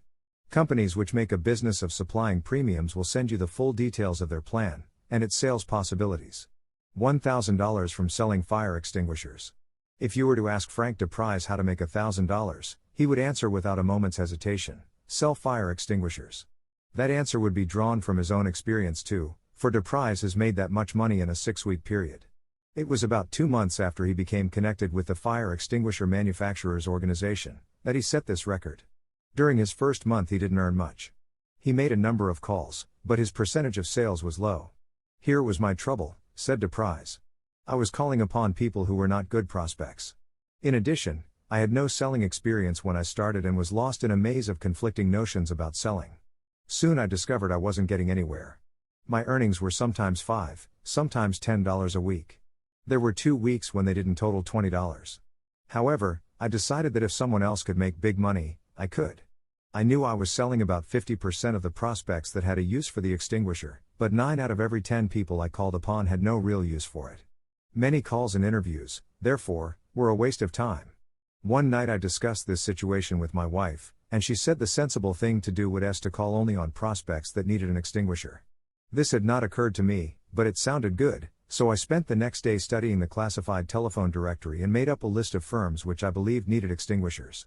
I listed 27 firms in one business district. These calls were fairly close together, and I routed them so I wouldn't waste time going from one to the other. That day's commissions totaled $36. DePrize sets a quota of 25 calls a day. Out of these rents 25 calls he averages sales of 12 fire extinguishers. This does not mean that he sells 12 different concerns, for one small factory may give him an order for 10 or 12 extinguishers. There was 1 week when his commissions amounted to a little over $500, and in one 6-week period he earned over $1,000 in commissions. DePrize concentrates his calls on small factories, wholesale houses, warehouses and garages.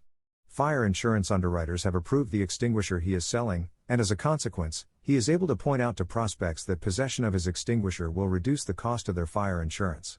The company which manufactures the equipment which DePrize sells does not require experienced salesmen, nor does it demand a cash investment from salesmen. Any ambitious man or woman may make a salesman's connection with the organization. A business selling mending fluid. While visiting a friend, Dwight C. Ritchie, of Pablo, Montana, noticed a tube of mending liquid lying on a table. "What's that for?" asked Ritchie. "Why, it's for mending small holes in shirts and socks. It's great stuff. Takes but a minute to mend a tear, or a hole in a silk stocking," the friend replied. Ritchie made note of it. He wasn't married and had to mend his own clothes, so he bought a tube. Later he wrote to the manufacturer, and requested a connection as a local representative. And his first 3 months' earnings totaled better than $1,000, his earnings from daily sales average around $12. Ritchie's sales averaged 6 dozen daily. There were days when his sales ran between 10 and 12 dozen tubes, from which his profit, clear of all expenses, was as much as $22. He didn't have an easy time, however.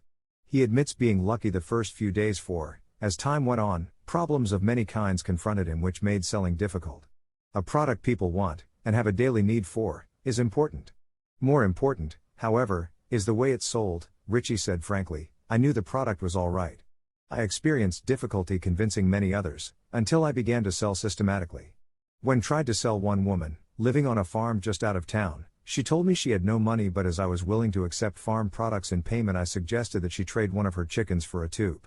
Another woman lacking money offered to trade eggs. Many have to be shown what the product will do. So I have a demonstration book which I use when making a brief demonstration. To this demonstration book, I add such items from current magazines and newspapers as will help clinch sales. In this book I also carry pieces of silk stockings, cotton cloth, linen and other fabrics, which I have repaired with this product. Turning to pages of this book, I point to these fabrics and remark, when you get a run in a silk stocking, just touch a little mending fluid with a toothpick or a broom straw to the top and bottom of the run, and if you want to patch it, you can do so in 1/4 the time. I clinch my points like this: you see, you can make repairs much quicker and better than with needle and thread, and when the prospect nods agreement, I go on. Now, you'll want 2 or 3 tubes. The price is 25 cents. I hold out the tubes. Few women turn me down. Many take 3, and some buy as many as 4 tubes. Others just take 1.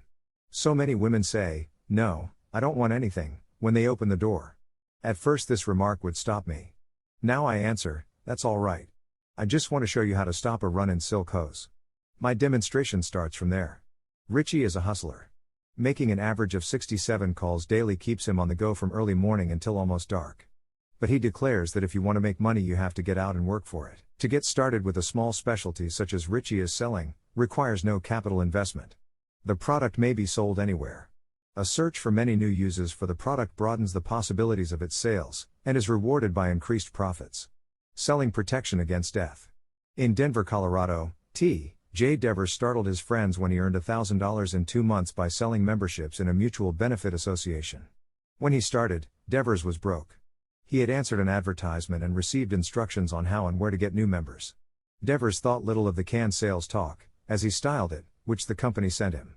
However, he did need cash badly, and since the proposition offered a way to get it, he decided to give it a chance. "Don't let anyone tell you it was easy," he said, talking about his first sale. "It was anything but easy to find a man who was willing to pay $5 to join this benefit association. That membership fee, collected at the time the application is made out, was my commission.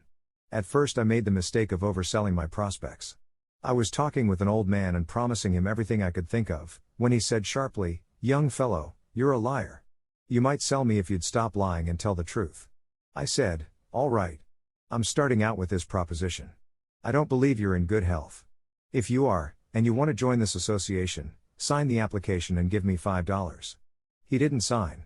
He said no doctor in the county would say he could 5 more than a week, but if I saw his son, I might get an order.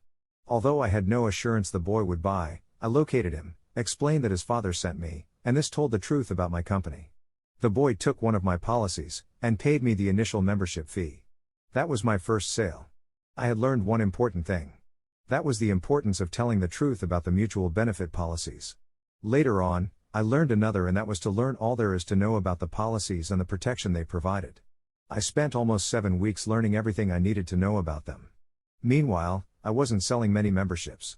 As time passed, though, I became convinced that I could sell them. The thing that was holding me back was not knowing where to find prospects who needed protection. Usually, the man who is able to carry old line insurance is not a prospect for mutual benefit policies. But those who have been forced by circumstances to drop their old line policies are in need of some protection. The mutual benefit plan is a godsend to them, inasmuch as the cost of this protection is relatively small, compared with the cost of regular life insurance. These benefit policies require no medical examination, and pay benefits up to $1,000. The monthly cost is only $1, which most people can afford to pay. I struck up an acquaintance with an old line insurance solicitor one afternoon, and we talked about business. He told me that many of his customers were forced to give up their big policies, and were carrying only small industrial policies. That made me curious to see these people. I asked him if he would tell me the names of a few new lapsed policies on his debit, and he did this readily. I called on them. Being careful not to say anything that would be looked upon as knocking the old line company, I explained that this mutual policy was actually replacing the larger old line insurance in many instances, where the family could not afford to keep up their premiums. I then pointed to the low cost, and the safety features of the benefit policy I was selling. I sold each one of them, and in a day or so called back offering $2 commission for each policy I sold to friends they recommended. They took advantage of my offer and gave me the names of friends and relatives. Within a week I had signed up 54 memberships from those recommended, and these in turn recommended a number of others. Unique cigarette dispensing humidor. I made my first $1,000 placing cigarette humidors in apartment hotels and homes, Charles Dagmar told a Dartnell staff writer in search of money-making ideas to include in this book. Since both women and men smoke cigarettes these days, I figure making an average sale of 2 packs of cigarettes daily from each humidor. At an average profit of 4 cents, this pays a good return on my investment. Getting locations for these home humidors is no more difficult than getting locations for any coin machine. There is this difference, however: you don't pay any commission to the owner of the location. When the home humidor first came to my attention, I thought it was a good idea. Carrying some photographs of the humidor with me, I called upon the owner of 3 big apartment hotels, and sold him on the idea of letting me place a humidor in each apartment.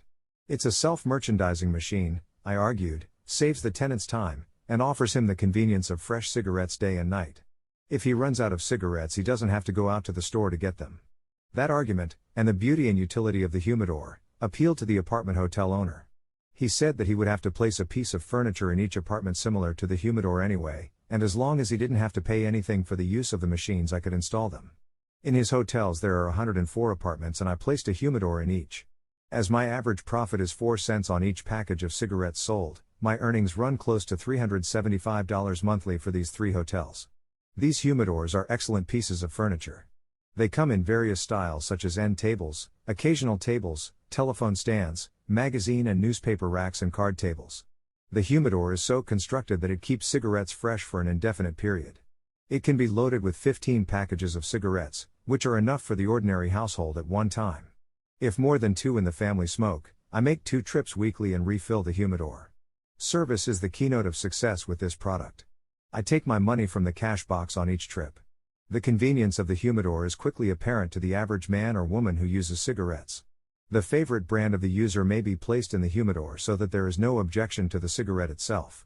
Almost everyone has had the experience of smoking his last cigarette late at night, during a party in the home, or while listening in on a distant radio program. I remind hotel men of this experience if any additional argument is needed to place the humidors. Dagmar paid 1/3 cash and agreed to make a monthly payment of a small amount of his earnings for the humidors, which, when bought in quantities, cost $13.50 each. He has placed these humidors in several apartment hotels and in many homes. There seems to be an unlimited field for this machine, especially in large cities where there is a tendency for families to live in small furnished apartments. There is also an opportunity to make money with this coin machine in the small community. Collections are made weekly, and a steady income is assured from each humidor, once placed. The discovery that goat milk is alkaline and, therefore, helpful in stomach diseases, has created a demand for this product. This is the milking room in Mrs. Henry Coit's Modern Dairy at Derby, New York. Raising fancy turkeys for epicures can be made amazingly profitable, but the right conditions are necessary. These White Holland turkeys are on Mrs. Homer Price's farm at Newark, Ohio. Selling printing specialties to businessmen. It had been raining all morning, and when Johnson McLeod entered the office of a doctor in Akron, Ohio, he found the physician gloomily looking out the window at the rain. "Nasty weather, isn't it?" commented Johnson. "A day like this is a good day to write letters to delinquent patients." Turning from the window, the doctor nodded, moved to his desk and slumped into a chair. He waited for the doctor to say something, but he remained silent. Johnson opened his portfolio, and produced an assortment of sample letterheads. "What do you think of these?" he said, handing them to the doctor. The doctor admitted the letterheads were good. "I couldn't use anything quite so expensive, however," he said evasively, "there's no need for it in this business. I use only a few cards, envelopes, bills, and letterheads, and I get those from one of my patients who is a printer. It's a good idea to patronize the local printers. However, I think you'd be surprised to know how little it would cost to print up your letterheads and give you a better quality. My house specializes in standard forms. We handle big runs of job stuff too, and some small runs, where we can work them in, but the prices I can quote on letterheads, billheads, cards and envelopes will surprise you." Meanwhile, the doctor was considering the paper stock of the letterhead.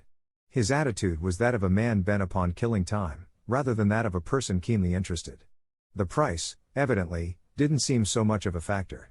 Johnson watched him closely. He handed him an envelope. "Feel that paper?" The doctor took it and nodded. "What do you pay for your letterheads, may I ask?" inquired Johnson. "Oh, I don't know exactly. Offhand, I'd say it wasn't much. 2.5, or maybe $3 a thousand. My, but it's raining. Johnson ignored the doctor's last comment and handed him a third printing sample. Do you order in quantities of 5 or 10,000? He inquired. Lord, no.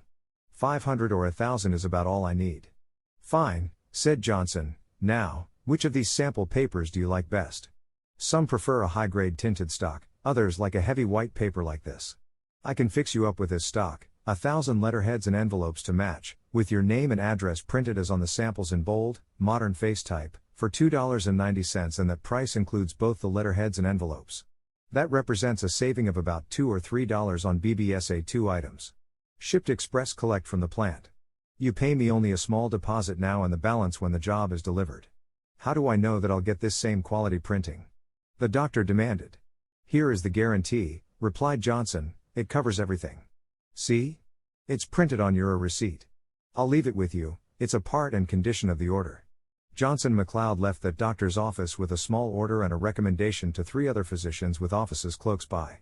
That day he sold $57 worth of printing and his commission amounted to $17.11. During the first 5 months at this work, Johnson's commissions totaled $1,400. While it may seem that he must have made some large sales to earn this amount, he claims that all of his sales were made to men who ordered in relatively small quantities. My orders vary in size, he said, some being as low as $1.50, others up to $35 or $40. I've never had an order for more than $45. Commissions vary on this line, and on some jobs I make more money than on others. My efforts are concentrated on businessmen, but I never overlook a store, restaurant, factory, doctor, lawyer or dentist. I had some difficulty during my first 2 months in finding just how to approach my prospects, but I solved this problem slowly. I have found almost every prospect I call upon requires a slight variation of selling method, and that a standard sales talk or method of approaching prospects does not do the trick. There are basic fundamentals, however, that apply to every case. It is important to place samples in the prospect's hands quickly after getting in, and keep him fingering samples throughout the interview. If you can focus the prospect's attention on samples and keep it there, you will usually sell him. Johnson McLeod never brings up a subject which may cause the prospect to think of anything but the sale under consideration during the interview. Selling standard forms, letterheads, billheads, envelopes and circulars is made easy because there are a number of concerns, with special machinery, which can handle such orders at unusually low prices. The quality of such printing generally is higher than that of a local printer and the cost to the prospect much less, 2 arguments which can usually be depended upon to close sales quickly. Bringing the store to the customer. Charles Graves pulled his green sedan to the curb, took a package containing a dozen towels from the rear seat, and hurried to the door of the white cottage. A woman answered his ring. Graves said, "You told me, Mrs. Markham, that if these towels were the size and quality I said they'd be, you'd order other goods. And I have some real bargains." Mrs. Markham invited Graves into the house. There she opened the package of towels and inspected them carefully. "They really are wonderful. And so cheap," she remarked. "Certainly," Graves returned quickly, "and you'll find everything you buy from me is of the same high quality. Remember, Mrs. Markham, you don't pay for anything until I deliver it and you inspect it here in your own home. You see, I operate on a small profit from my car. I don't have the tremendous overhead a merchant has. And you know the merchant figures up his rent, light, wrapping paper, cost of fixtures, interest on money invested in the store and stock, taxes, and all that sort of thing, and adds that to the price of everything he sells. If he didn't, he wouldn't make a dime. He's entitled to it. But I eliminate this cost, and pass the benefit on to you in the form of bigger values. Now here's something you'll appreciate: Picot-topped, 320 needle silk chiffon hose. Silk from top to toe. A dozen to a box at only $5.20 a box. Can you beat that? That does sound reasonable, replied Mrs. Markham. The prospect feels the sheer silken material, mentally makes an effort to determine the price for each pair, and concludes it's about 40 cents or a little over. And Charlie Graves is off on a new sale. He's been selling merchandise in this way for 3 years. He makes a point of offering good quality at fair prices, and is a big business. During his first 6 months, he made a very good living and put almost $1,000 in the bank. "I believe that you must merchandise to make money," Charlie declared. "I mean by that you must be able to show value and build sales talk to make the most out of it. It is true that I sell most items under the regular store prices and that my costs are less. My profit runs a little higher on each sale, however, than the store operators. That's because I've been buying from wholesalers who deal in bankrupt stocks. They buy up an entire stock of bankrupt goods at a price. They sell it at small profit to themselves, and turn over their money quickly. Seldom can they supply a variety of items that would enable a store operator to stock up or a line of one item large enough to interest most store people. But they have enough high-quality merchandise for small fellows like me to keep going on. My big talking point, of course, is price. I use the sandwich method of building up orders. When talking to a customer, I ask what she is paying for, say, her husband's socks at the local department store. She tells me, I have a very fine sock that I know would please him, and the price is only $1.59 in dozen lots. I say, what are you paying for towels? I mean the large size Canon Turkish bath towels? She tells me and I go on, I can sell you a package of 1 dozen Canon bath towels, the large size, at $2.10 a dozen, less than 20 cents each. These are 2 low-priced items in constant demand. I don't make much on them, but I make a good profit on most of the other items I carry. So after throwing 2 low-priced items out to catch interest, I whip in a profit maker. Say it's soap. I get this hand soap, a regular 10-cent item, at 1.5 cents a cake, and offer it at 4 for a quarter. Then I mention another profit maker, such as a house dress. After that, I mention a low-priced leader item, and by that time the prospect has the impression that every item I have is very inexpensive. That's what I mean by merchandising the goods. Some of Graves' orders run as high as $30, and his average is $4.75. His average profit is $1.69 an order.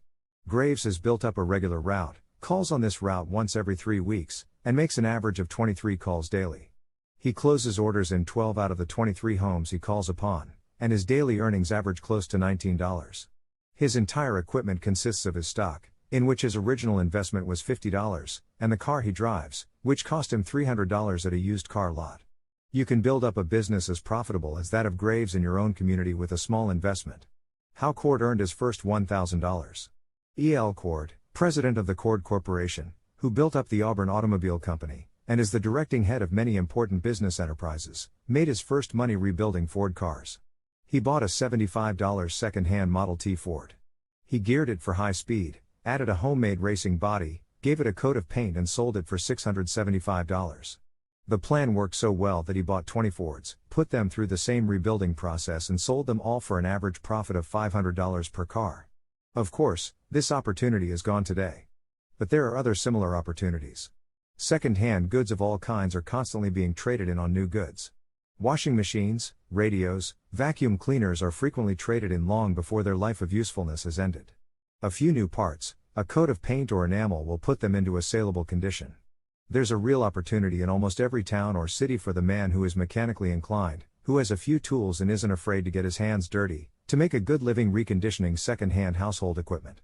Almost every dealer who takes in second-hand equipment offers a pitifully small allowance on it. To get rid of it, he is often willing to sell it for just what he paid. At times even less. There is a steady market for rebuilt and reconditioned household equipment. Hundreds of people who do not want to pay the price of new equipment are good prospects for rebuilt equipment. All you need to start is a few tools and one second-hand machine, such as a washer, vacuum cleaner or refrigerator.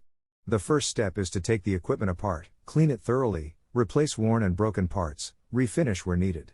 Then you are ready to make your first sale. Offer your first rebuilt piece of equipment to your next-door neighbor. If he doesn't buy, offer it to the next nearest neighbor, and so on until sold. As you make each sales call, ask them if there is some other piece of equipment in which they are interested. After you have made a few calls, you will have taken orders for some other equipment which you can buy second-hand, rebuild and sell. Some men who have tried this plan have orders for all the rebuilding they can do for weeks ahead. A safe plan to follow is to add the cost of the equipment and the cost of all the parts and materials to a fair price for your time and labor in rebuilding. Then add 50% to this figure to arrive at your selling cost. Thus, if you paid $7.50 for a used washing machine, spent $3.25 for new parts, enamel, etc., and 2 days' labor, your price would be, figuring your labor at $4 a day, $7.50, plus $3.25, plus $8. This totals $18.75. Add 50% and your selling price is $28.12.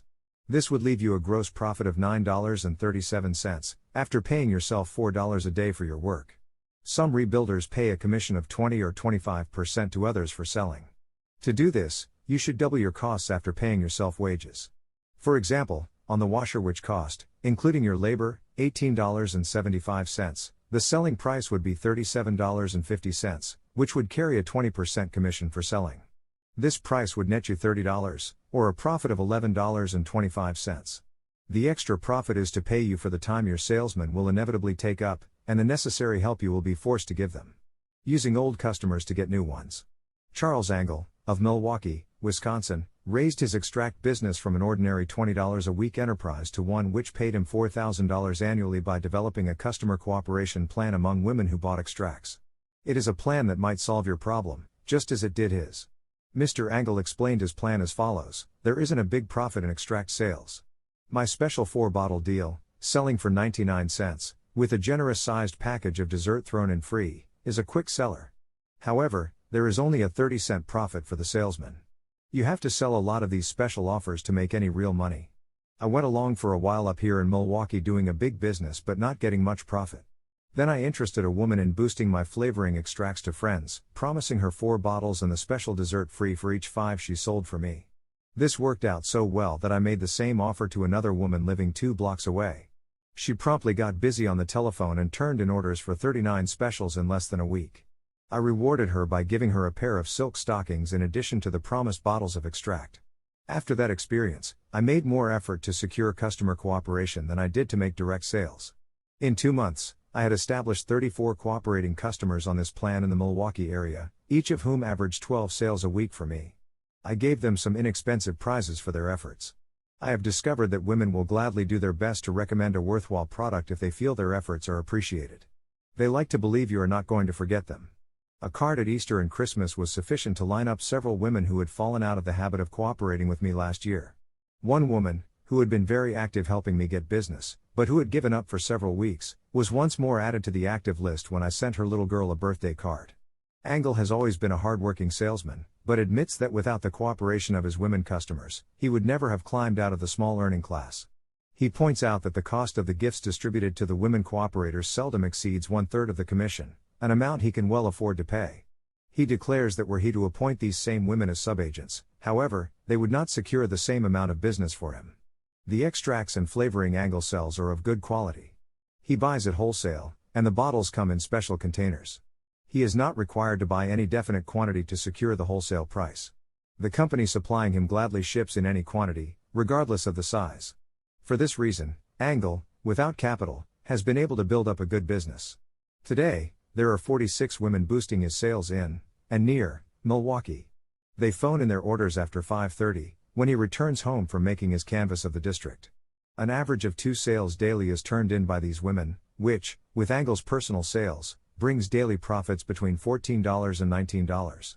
Antiques are coming back. Jack Overhaus drove a truck for a Chicago retail furniture dealer.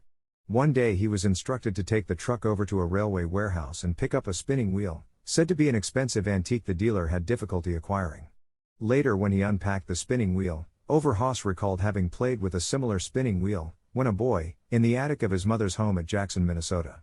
He mentioned this to his employer. "If you know where there's another spinning wheel like this and can get it for me," the dealer told him, "I'll pay you $50.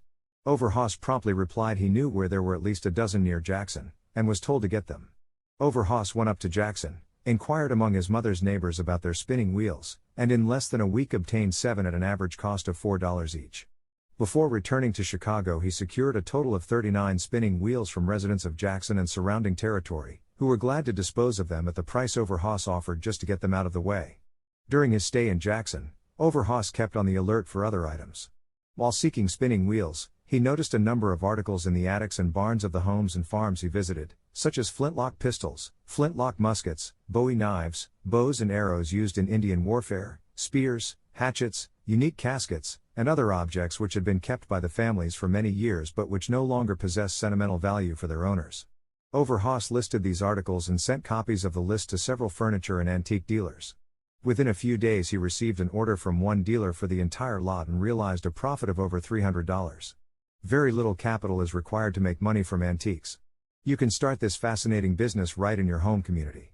In every town there are 10 homes or more whose attics contain furniture and various articles collected over a period of years. Before buying any of these, make a list of every article you find that is worthwhile and send copies of this list to furniture manufacturers, furniture dealers, antique shops, and collectors in larger cities. When replying, the dealers will mention the amount they will pay for each article. Those who have prospects for the articles listed will gladly pay good prices. While the demand for antiques fell off during the Depression, it is coming back with the return of better times and the revival in building. During the period of prosperity we are now entering, thousands of homes are going to be remodeled and refurnished. Many of these homeowners will refurnish in the early American style, because of its charm and distinctiveness. This will bring back with a bang the demand for all kinds of antiques, and those who tie in with this movement are bound to reap profits. It's an interesting business, too, and may lead to your becoming an interior decorator with a shop and factory of your own. Sullivan's Collection System Portfolio. In Seattle, Washington, H. J. Sullivan made $1,080 in 23 days. He did it by selling a collection system to local businessmen during the worst months of the Depression. My commission runs about 2/3 of the selling price, Sullivan said. On a $7.50 unit I make a profit of $5, and on the higher priced units the commission is relatively higher. My biggest advantage was my list of acquaintances. I knew most of the first 200 businessmen I interviewed, and had enough selling experience to understand how to handle prospective users of the system whom I didn't know personally. To clinch the sale after I had a man interested, I used a portfolio of letters of endorsement supplied by my firm. This portfolio was a gold mine. It contained hundreds of letters from business firms in every line of business, from a small grocery store or market to a big public utility corporation. These companies were located in every state in the Union. I was broke when I started out with this system, but it wasn't long before I was making real money. My first call was on a small factory where the owner knew me from the old days when I sold him merchandise. I said, "I've got something here which I'm sure you'll agree is a mighty wonderful collection stunt. There are a number of concerns which owe you money you think you will never get. Well, look at this." I opened up this mammoth portfolio of reference letters and picked out the names of several leaders in his line of business. He read the letters, every word of them. There isn't a businessman in the country who doesn't perk up with real interest when he sees what his competitors are doing. "What's the system you are selling?" he asked. I explained it to him, pointing to my samples and letting him examine the entire method. "If you collect only one old account with this method," I said, "the system will have paid for itself." He agreed with me on this, and gave me his order. The commission on this sale was the easiest money I had ever made. My next 6 days were devoted principally to thinking up answers to objections. Then I saw that it wasn't an answer that was needed. These objections became selling points when properly analyzed. I hadn't been inquiring about the total amount of the prospect's bills receivable, but I changed my canvas a little, and early in the interview brought up that point. Most businessmen do not know how large an amount of money they have coming until they look at a balance sheet. Then they are a little surprised and often worried about it. When I'd ask a prospect what the total of his bills receivable amounted to, he generally called the bookkeeper and requested a statement. Intently he would consider that statement. "I guess we should use some kind of system. How much did you say that one cost?" he would usually remark, and the order followed. Sullivan pointed out that he doesn't make many calls in a day, since it often requires as much as an hour for his selling interview. He averages 10 calls daily, however, and of these sells 6, giving him a high percentage of closures. His commissions run better than $8 a sale. Collection systems are much in favor during the present era of tight credits. While you may not make as much money as Sullivan did selling this system, it does offer an opportunity for the inexperienced man who prefers calling on businessmen in factory, office, shop or store. A store unit, declares Sullivan, runs about $7.50. The others are in larger amounts. The commission is either collected in advance, or the full amount of the order may be collected C.0.D. upon delivery, and the commission sent to the salesman. How the Waffles sell moth tabs. Jay Waffles and his wife together earned $1,207 in 6 weeks selling deodorants in and around Rockford, Illinois, and nearby small towns. Waffles, forced to quit his job in a Rockford factory because of his health, was sent to Mayo Brothers Hospital in Minnesota, where, after several weeks' treatment, he was discharged. At home he didn't improve as well as was expected, and was told that a trip to California would hasten his recovery. Waffles hadn't enough money to make the trip. "We must get some money quickly," declared his wife. One day the following week they made a sales connection with a manufacturer of moth tabs. "We sold a few moth tabs to our neighbors during the first week," said Mr. Waffles, "but not enough to increase our bank account." The usual excuse offered by most housewives was, "I have no money." Every woman in town seemed to be just out of ready cash when we called. It stumped us. Mrs. Waffles would go down one side of the street and I down the other. We'd meet at the end of the block, and compare notes. "There's nothing in it," I said disconsolately one day. She didn't agree with me, and reminded me that the company had mentioned one man who had made a success. I said frankly that I doubted it. That night we were feeling pretty blue when we got home. We were eating supper when the doorbell rang, and Mrs. Waffles answered the bell. I heard her say to the man at the door, "Not today, I have no money." The salesman didn't seem to hear her at all. He went right on with his sales talk. She kept repeating over and over that she had no money, and finally he went away. When she rejoined me, she said, "I think if he had remained another moment I would have bought from him. He certainly had a good-looking can opener. Maybe people would buy from us, too, if we stood at the door a little longer," I remarked absently, and she stared at me. "That's just it. It must be," she exclaimed. "Do you know what? We don't make half as effective a sales talk as that man did. We must improve it." The Waffles went into a huddle and came out with a brand new canvas. They tried it out on each other that night. Long after midnight, they retired and awakened the next morning enthusiastic over their new plan. "We'll check it as we go along," they decided. That morning's sales were better. Their combined profits amounted to $6.90. But better than that, they began to discover the weaknesses in their sales presentation. It was then that they started the habit of writing out what the prospect said, and what the Waffles answered after each interview. This took a little time and reduced the number of calls, but within a week it increased the percentage of sales to interviews from 10% to 60%. They saw another weakness in their method. They were carrying 5 items, the leaders of which were the moth tab, Bolitizer, and refrigerator deodorant. The 3 items together paid them a 75-cent profit. They had been talking up only one item. Now they found the way of selling the other 2 after getting the order for the one. The result was more income from every sale. In 2 weeks, they had increased their profit from $6 a day to $12 daily. If every woman who raised an objection were counted, I guess the total would include every woman in the country, declared Waffles. Certainly they object. But a skillful turning of the objection and a little selling pressure will make them buy. I was told 14 times by one woman that she didn't have any money in the house, but each time I smiled, agreed with her, and then pointed out how much money could be saved by using the moth tab. After 10 minutes, she invited me inside to let me show her how easy it was to hang the tab in the clothes press. I told her, meanwhile, I did not expect her to buy a thing, but if she knew about the products, and wanted them later, she could phone me. I told her about a special preparation for keeping moths out of her overstuffed furniture, and she led me to the living room to demonstrate. Here we sat down while she examined and bought every item I was selling. Waffles makes the delivery of the products when he makes the sale, and collects the total selling price. He buys the deodorants from the manufacturer at a low rate and resells them to his prospects at a good profit.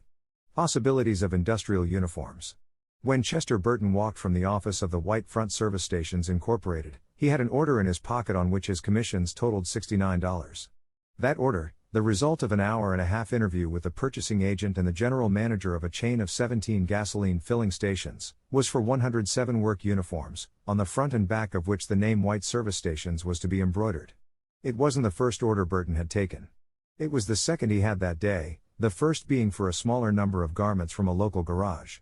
It was typical, however, of the kind of money he was able to make selling industrial uniforms to gas stations, hotels, auto agencies, moving companies, dairies, factories, restaurants, druggists, laundries, bakeries, and offices where industrial uniforms have come to be considered a necessary thing.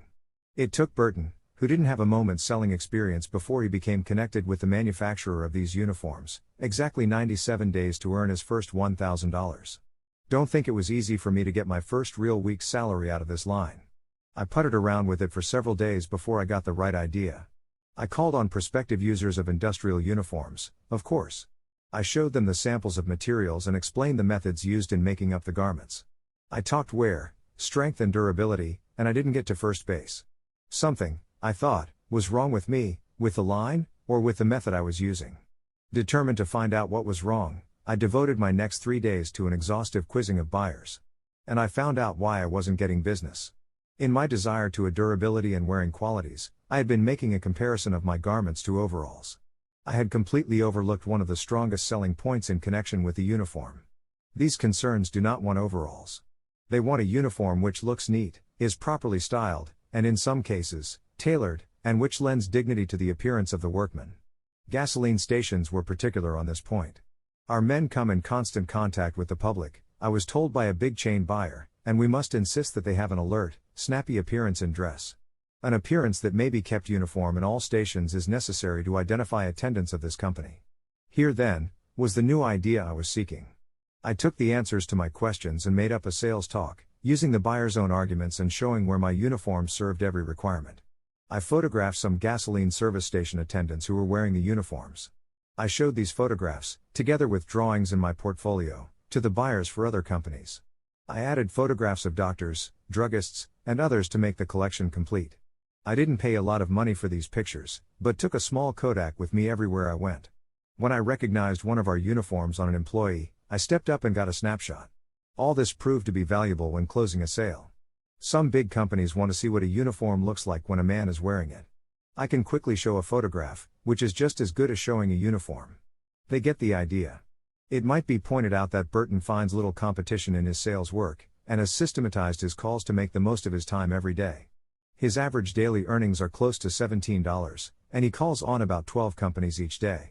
There appears to be no real reason why any aggressive and ambitious person should fail to make money with this line. $5 Start Stamp Exchange. When James Wallen was graduated from high school, he went out to look for a job, but jobs were scarce. So he decided to go into business for himself. Rummaging around in the attic, he found in an old trunk a letter addressed to his mother. The letter was written back in 1870. The envelope bore a 2-cent black stamp with a portrait of Andrew Jackson on it. He took the envelope, known to philatelists as a cover, to a stamp dealer and sold it for $5. With the money thus secured, Jimmy purchased a Scott stamp catalog and 3 packages containing about 3,000 mixed missionary stamps, that is, stamps sent into dealers by church missionaries from all over the world. Jimmy had long been interested in history and geography and found the stamps held a great fascination for him. He conceived the idea of selecting one particular stamp and finding out everything he could about it. He wrote an interesting story about the man on the stamp. He then went to the history teacher in the local school and sold her the idea of using stamps to teach history. In that way he started a stamp craze. Jimmy tied in with the fad by getting 5 students to act as his agents to sell stamps to other boys. He went to a printer and Ladd Stationery and approval sheets printed with his name. It wasn't long before he had turned a large portion of the original 3,000 stamps at a nice profit. With this money he purchased a larger supply from a wholesale stamp house in Boston. He began putting up small packets of especially sorted stamps which he sold through several stores in town on a consignment basis. When these assortments failed to move fast enough, he changed them about until they did sell. Jimmy now sends stamps to all parts of the country and a number of foreign countries. The number of his boy agents in nearby towns is constantly increasing. He has made his first $1,000 and is on the way to his second 1,000. A novel vending machine can be depended upon to catch pennies and nickels. This is a new type of weighing machine invented in Brussels. A clear voice in the machine announces your weight when you step on the platform. A killing on carded merchandise. While talking with a customer about his regular line, Carl O'Neill, a cigar salesman, got an idea which enabled him to earn better than $1,000 within 9 weeks. Just as the storekeeper stopped talking with O'Neill, a young man entered the store. The cigar stand proprietor asked him what he wanted. The young fellow took 2 display cards of 5 and 10-cent merchandise from a sample case, and showed them to the cigar man. "There's 120% profit on this card for you," said the newcomer. "These carded products sell themselves." One card was filled with envelopes containing aspirin, and the other had packages of razor blades attached. The lithographed cards invited the store patrons to serve themselves. There wasn't much of a sales talk needed to show the store man the advantage of an open display from which a customer could take small items without bothering a clerk. In less than 2 minutes, the cigar man bought one of each of the cards, paid the young salesman and returned to O'Neill, who had been listening meanwhile. When the other salesman left, O'Neill made note of the name and address of the manufacturer of the carded products from the card left with the cigar man, and that night wrote a letter inquiring about the possibility of selling carded items as sideline. "I got the connection right away," said Zero O'Neill, "bought a few cards to carry with me, and decided to introduce them to my regular cigar dealers. Being acquainted with every cigar man in my county, I was sure I could make extra money, which I badly needed.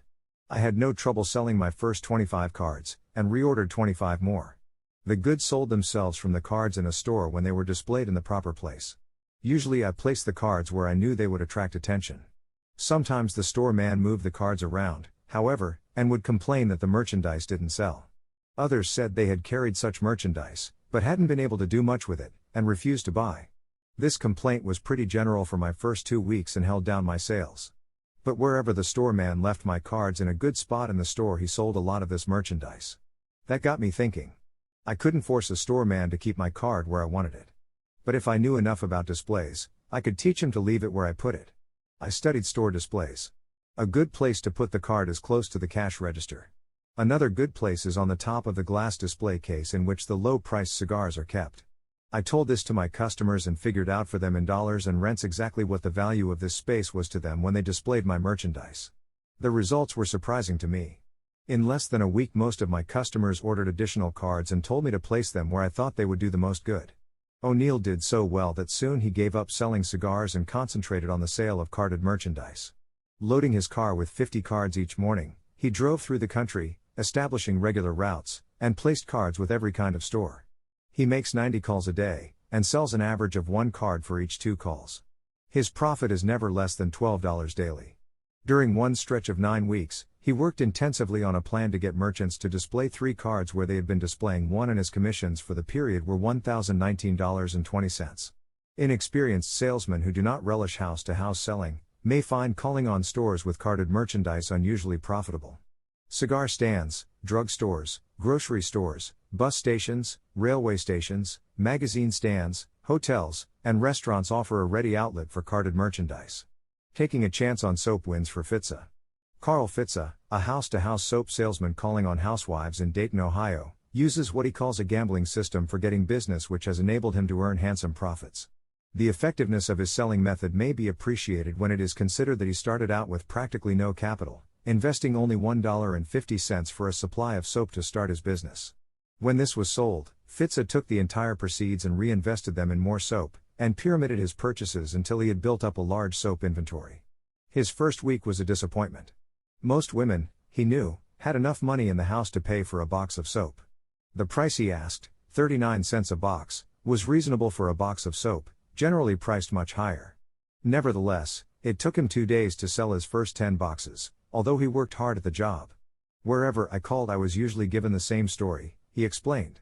"I won't have any money until Saturday, when my husband gets paid," is what I heard many times each day, and I'd turn away from the door, to be greeted at the next door with the same reason. On my 3rd day as a soap salesman, I told one woman who gave me that excuse, "All right. I'll leave the soap now, and come back, say Monday. If you wish, you can pay me a small deposit now, or you can pay the entire amount Monday. Just as you prefer." She thanked me, and said that would be all right, so I handed her a box of soap, wrote her name and address in a book, and went on to my next call. Here again, I met the same objection in the same way by leaving another box of soap. At the next 3 calls, however, my readiness to trust the housewife brought out the cash, and by early afternoon I had sold 15 boxes of soap for which I was to collect later, and collected the full amount for 10 more. I was then all out of soap, so I took all the money I had collected to the company that supplies me with soap and reinvested it in a fresh supply. The next morning I used the same argument I had used the previous afternoon when women told me they had no money. Within 2 hours I left 25 boxes, 15 of which were cash sales. Again I returned to the company and this time secured 30 boxes, which I disposed of before dark. When I called back to make collections for the soap on the following Monday, only one woman refused to pay me. My profit on the sales up to that time was $46, so I could stand the few cents lost nicely. Fitza continues to use his system with remarkable results. Each morning he starts out with a sack containing 25 boxes of soap, and along about noon returns to get another 25. Sometimes he sells as high as 75 boxes a day. In one 4-month period, he averaged a daily sale of 62 boxes and made over $1,000. By making about 95 calls daily, Fitza averages around 50 sales. As his profit is 20 cents a box, he makes an average income of about $10 a day. The beauty about a business such as Fitza has built up is that he is dealing with necessities. Everybody uses soap. Everybody buys soap. They buy it in hard times, and they buy it in good times. It repeats, too, which makes it possible for a man to build up an established business quickly. If you find in selling house to house that you are constantly running into the objection, "I have no money today," try Fitza's plan. Leave your product on the payment of a small deposit or, if it is an inexpensive item, without any deposit. About 99% of the human race is honest, and you probably will never have any difficulty collecting your money when you call back. And remember one way to get past the door and to put your product into the customer's hands. Every man wears shirts. Clarence B. Travis wondered how he could make $1,000. He found a good line of shirts which he sold direct to the wearer, and soon had the money he needed. Last month he put another $1,000 in the bank. Travis, who lives in Port Arthur, Texas, Was disappointed at the beginning, but once he developed the plan he now uses, he began making money hand over fist. I won't say this plan differs materially from the plan of other fellows, said Travis. I believe a good many men are using similar plans. In brief, it is to forget about the call, and think about a connection. Not long ago I called upon a prospect occupying an executive position in a cheese factory. He told me he had given an order to a direct salesman a year or so before, and was gypped so badly he was determined never to buy from a house-to-house salesman again. All the other salesman had thought about was an order. The prospect said that he had to wait an unreasonable time before his order came, and when it did arrive, his shirts were not as he had ordered. I admitted the justice of his complaint, but pointed out that because this one man had broken faith, all others would not also. I didn't get his order then, but after many calls I succeeded in convincing him he would get his money's worth from me. That was some time ago. Today he is a satisfied customer and has recommended me to many of his friends. Shortly after I started selling, I entered a local garage to see if I could interest some of the men in a medium-priced shirt. I was confronted by a hard-boiled, grim-visaged superintendent who informed me I was wasting the men's time. Hurriedly I explained it wasn't my intention to interfere with his men, and that the error was undoubtedly due to my lack of experience. I then urged him to tell me when it would be convenient to return and interview them. I made a point of being very courteous to this fellow, and as I agreed that he was right, he calmed down a great deal, his gruff manner softened, and he asked me what I was selling. I showed the samples, explained and demonstrated them, and he gave me his order.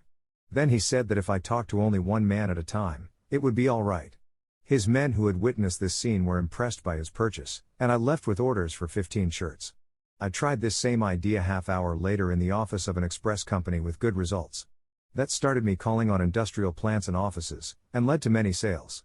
While a majority of such calls resulted in firm turndowns, there are enough offices and factories where the foreman or superintendent will let me talk to the men to make this system profitable. Travis makes most of his sales in units of 3 shirts. He carries shirts of various prices, however, and his commission varies between 65 cents and $1 on each. Specializing on factories, offices, and stores, he maintains an average sale of 15 shirts daily, although he only makes 7 interviews a day. Some shirt salesmen concentrate calling on business and professional men, and carry socks, ties, and underwear as additional lines. The shirts, such as Travis sells, are made to measure from material selected by the prospect, and shipped parcel post C.O.D. A deposit, required when the order is placed, is retained by the salesman as his commission. Gifts for young men to give to girls. There are certain specialties manufactured today that open a wide range of money-making opportunities for men and women. Some of these are luxuries, others combine utility with novelty. George Lehman decided a cigarette case, which kicks out a lighted cigarette when you press a button, was a good money-making idea. His commissions from the sale of this lighter exceeded $1,000 in 3 months. Here is his story. This cigarette case appealed to me as one of the things many men would go for, but I'll admit that my first efforts to sell it were a washout. Everyone liked its appearance. They thought it was novel and all that, but they didn't seem to have the money to buy. Then I realized I was not calling on the right people. Those I talked with were men working on a small salary and barely making a living. I sought out younger men. One gave me a cue by buying a case for his girlfriend as a birthday gift, and she was delighted with it. He was so pleased that he phoned me and said a pal of his wanted one for his girl. I followed up the idea of selling the cigarette case to young men for gifts and began immediately to make money. I found that the fellow about 20 or 25, who isn't married, likes to flash a novel cigarette case of this kind. No matter where you are, you're sure to have someone ask to see the case when you press that button and a lighted cigarette jumps out. I soon exhausted most of the young men prospects I knew, but by that time I had decided to go after sales in a more efficient way. Any man who has driven a car knows how awkward it is to light a cigarette in traffic. With one of my cases, the auto driver merely presses the button, and a lighted cigarette immediately pops between his lips. So I devoted most of my energy to showing this case to auto drivers. I didn't have to do much talking. I'd stand at popular gasoline stations and, when a man stopped for gas, show the lighter and explain it. 1 out of every 12 asked me the price of the lighter, and when I mentioned it, bought without any further urging.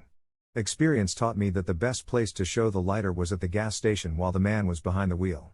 He is most easily sold then because he is driving. He, no doubt, wanted a cigarette and in fishing first in one pocket for a package, and then in another for a match, probably came near going off the road. Naturally, he welcomed a cigarette case such as I was selling. It is quite a different matter in his home or office, however. The motorist at home forgets all about the inconvenience of lighting a cigarette while driving, and when in his office his mind is on other things. Thus, the best place to catch him is at one of the many gasoline stations at busy intersections. The gas station attendants usually don't mind having me hang around. There's always some little thing I can do to help around there, and I am someone to talk to when business slumps off. Lehman sells as high as 16 cigarette cases daily, netting him a profit of $17.37. On days when the traffic is unusually heavy, he sells as many as 35 cases. The selling price, $2.50, does not seem too high to prospects. Lehman's success with this case is typical of the success of many specialty men, once they find the right spot to sell their products, and the right way of introducing and demonstrating them. Greeting cards made money for Ettinger. Last year, James J. Ettinger needed some extra money. He knew that hundreds of men and women make good money around the holidays selling greeting cards. But instead of trying to sell his cards house to house, he concentrated on two special fields, the professional and the service station field. By concentrating his calls on these types of prospects, he not only made a maximum number of calls in a minimum of time, but he spent his efforts on two practically unworked fields. His campaign was mapped out to cover only the office buildings in his town, particularly those buildings which house doctors' and dentists' offices. For these prospects, he carried two kinds of cards, one for personal and another for business use. In order to get in to see the doctor, he concentrated on selling the office girl first. When he had sold her, he would ask to see the doctor or the dentist. Usually the office girl was impressed with his sincerity and his evident desire to please, as well as with the excellent line of greeting cards he carried. Having reached the doctor or the dentist and succeeding in making a sale, the next step in his campaign was to sell the wives of these men. Generally, he would get permission to telephone from the doctor's office, making an appointment to show the line of greeting cards. His success with this endless chain method of selling was due to making the prospect feel that he was an important customer and impressing him with his need, as a professional man, of the right type of greeting card. After making a few sales, he found it fairly easy to size up his prospect and decide whether he would like something conservative, something radically different, or something showy. Most professional men do not like to be rushed, and when they are not busy they like to talk. This talkativeness gives Ettinger a chance to get the names of other prospects, and he never fails to ask whether the doctor's brother, or uncle, or sister, or aunt, or any other member of the family he may mention would be interested in selecting Christmas cards. It wasn't long before Ettinger found that most of the doctor's offices are pretty busy in the afternoons. Furthermore, they close early. So he decided to cover the service stations in the afternoons, evenings, Saturdays and Sundays. This was a field that also needed what Ettinger was selling, and a field that few salesmen approached. Nearly every service station in a residential section depends upon the business received from the immediate area surrounding it. This steady day-after-day trade is the backbone of the business, and naturally, the operator wants to keep in touch with his customers. Ettinger found that these men were glad to buy greeting card remembrances from him. The first efforts Ettinger made to sell greeting cards at the holiday season netted him $295 in 5 weeks. He doesn't believe he could have made this much money selling house to house, although others have done well with the house-to-house plan. Ettinger prefers the highly specialized field and the quick sales results.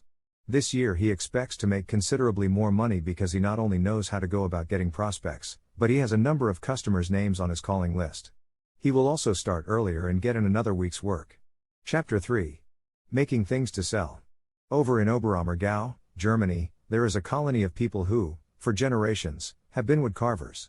They specialize in religious carvings. Years ago, when the only outlet for works of art was the church, the founders of this little colony began carving religious statues and selling them to churches. They became so much interested in the history of the men whose likenesses they portrayed in wood, that they conceived the idea of reenacting their lives. In this way they attracted attention to their skill as carvers. Thus began the now world-famous Oberammergau Passion Play. But the Passion Play was the result and not the cause of their success as wood carvers. Today, in ritualistic churches all over the world, the religious carvings of Anton Lang and his associates bring high prices.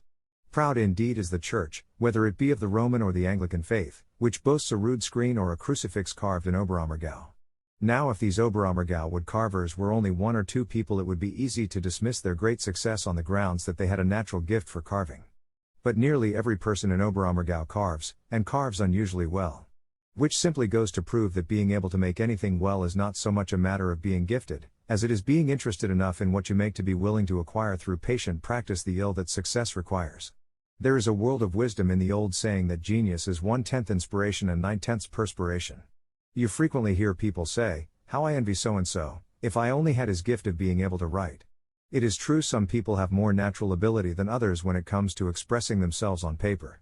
But you will usually find that the permanently successful novelists and short story writers got where they are because they liked to write in the first place, and then wrote, and wrote, and wrote until they perfected a style or specialty which made their work stand out above the crowd and catch the imagination of the public. It has been said, with a good deal of truth, that if you have aspirations to be a successful short story writer, the way to begin is to write 100 stories, and throw them all into the waste paper basket. Then send your 101st story to a publisher. The point is that no matter what you elect to make or do, skill requires practice. It is better to practice on yourself than on those whom you hope will someday buy the things you make. But don't let the need of practice discourage you from trying. Rather let it steel you against the discouragements which always go with selling the things you make. Remember that even Anton Lang, the Oberammergau wood carver, was once a beginner. At one time in his life he was just as green as you are so far as wood carving is concerned. True, he had the help and inspiration of the more experienced men in the village, but just the same he was a beginner. So was every great artist. Remember then that you can never arrive until you begin. And having begun, never for a single moment allow yourself to become discouraged or to depart from the straight course you have elected to follow. For that is the all-important thing in success, staying on the main track all the time. Naturally, you are going to be most skillful at the things you really like to do best, so it is easier to be successful when you work with materials you like to handle. If you like the feel and the smell of wood, you will be happier, and probably more successful, making things of wood than working with metal. If your mind is precise, exact, and mathematical, cabinet making may be your forte. What kind of tools do you like to use? Do you feel at home with a scroll saw, lathe or forge? Or tools such as a knife or chisel may interest you more. If you have the watchmaker's mind, you are likely to be more successful making intricate little models of ships, designing engines or building model houses. It may be possible that you are not now successful selling what you make because it is not the sort of thing you like to do. A man may work for years in a certain field and find that long after his prime, he could have made a better living working at the thing he really enjoyed doing. If necessity has made it impossible for you to make a choice in your vocation, keep up your hobby that you really enjoy, and sooner or later you may find an opportunity to turn it into money. Free training in handicrafts. If you have tried to make things and have given up, feeling that you could never acquire the necessary skill to turn out a good product, perhaps you just lack a few pointers in handling your tools properly or selecting the right designs. In most of the larger cities, the public schools give free courses in handicrafts. The Young Men's Christian Association also holds classes in the applied and fine arts. Students of either sex, of any age, may enroll in these classes for a small fee. There are several magazines on the newsstands which cater to the craftsman, and the U5. Government publishes bulletins which will give you exact plans and instructions in making many things for use on the farm or in the home. The public library in your city has dozens and dozens of books that tell how to make things. Manufacturers will send you instructions for the use of their products. There is plenty of help for the man or woman who is eager to acquire skill in his work. With a few good books or other material to guide you and plenty of practice, you can develop skill in practically any type of work you really like. When you have reached the point where your work begins to look professional, then you must start thinking of ways and means of marketing your product. For no matter how well you make a thing, you will not make a profit from your labor until you find a market for it. Even before you begin making things, it is a good idea to find out what your community needs and likes. A walk through the department stores, the gift shops, the women's exchange, and other sales outlets will give you some idea of what the public is buying. The trend today leans toward the streamline effect in practically everything, from automobiles to kitchen knives. Keep away from the outmoded designs. Look through the women's magazines and the periodicals on interior decorations and furnishings to find out what is in good taste today. The present trend toward the classic modern in furniture suggests that you omit excessive ornament from any cabinet work, but it means that your work must be superior in design and execution in order to achieve that clean streamlined effect. Linens, rugs, glassware, china, jewelry, lamps, picture frames, ashtrays, kitchen implements and equipment, as well as furniture, all have more or less of a tendency toward the modern in design. This does not mean the hideous art moderne which cluttered up the country a few years back. Beware of any designs that border on that short-lived epidemic in house furnishings. In a number of magazines you will note a tendency toward the Victorian in furnishings. However, this style of ornate furniture and decoration will undoubtedly prove to be more or less of a fad. We live in a modern, machine age and a modern style of design seems to be more fitting. The old colonial type of furniture and decoration is in demand today, but even the colonial is being simplified by manufacturers in keeping with the modern idea of speed. Suiting your product to your market. What is your community like? Is it a suburban section where people are interested in gardens, lily ponds, rose trellises, fireplace equipment, bird houses, dog kennels, door knockers, sundials, hooked rugs, handmade quilts, handmade furniture, pottery and other beautiful things for their homes and gardens? Perhaps your community is an apartment district, where people have little time to make good things to eat. Try selling your bread, or cake, or donuts, or baked beans to these householders. Or your painted tin ashtrays, parchment lampshades, cocktail tables may suit their fancy. If a great number of children live in your community, whose parents have medium to good incomes, then toys, nursery furniture, colored cutouts of animals, and similar projects may be moneymakers. When your product is ready for the market, it can be sold through the gift shops, the woman's exchange, through advertisements in your neighborhood newspaper, by word-of-mouth advertising, by opening a small shop in your home or in an inexpensive location, or by taking space in a successful shop selling something unlike your product. You may also be successful selling it house to house. If it is possible at all, have your product on display in some spot where people shop. Let people know what you are making. Tell your merchant, your neighbors, people you talk to on the streetcar or at a ball game, the service station attendant, your doctor, the milkman, in fact, tell the world. You can't expect people to search you out, you must go to them with your product. Billy B. Van and his Pine Tree Soap. Billy B. Van used to be in the show business. His job was to make people laugh. Just as he felt that he was making some progress toward becoming established in his chosen profession, he developed tuberculosis and had to leave the show in Boston. He had little or no money at that time, so the members of the company and other friends financed his period of recuperation in the White Mountains in New Hampshire. Here he regained his health and in 2 years was able to go back to the theater for 6 months. His long stay in the pine forests gave him 2 ideas. 1, to take the fresh, fragrant odor of the pines to people who couldn't get to the pine woods. The other, to build up a business that would support him after he left the theater. He decided that soap was the product that would suit his purpose, and he experimented with many formulas before he found one which would actually hold the fragrance of the pine needles. After searching around a bit, he discovered a man who would make the soap for him in quantities. However, he, Billy B. Van, would have to go out and sell it. At first, he laughed at the idea of a comedian becoming a salesman. Then he realized that that was what he had been doing all during his show life, selling. He had been selling himself to his audience night after night. It should be easier to sell soap, he reasoned. So each morning he filled his pockets with samples of his soap and started ringing doorbells. There were difficulties. There always are. The druggist didn't know his soap and wouldn't stock it, the jobbers wouldn't move it, and he had no money for advertising. Suddenly the idea came to him that he could introduce his soap through the hotels. Most of his life had been spent in hotels and he knew hotel managers from one end of the country to the other.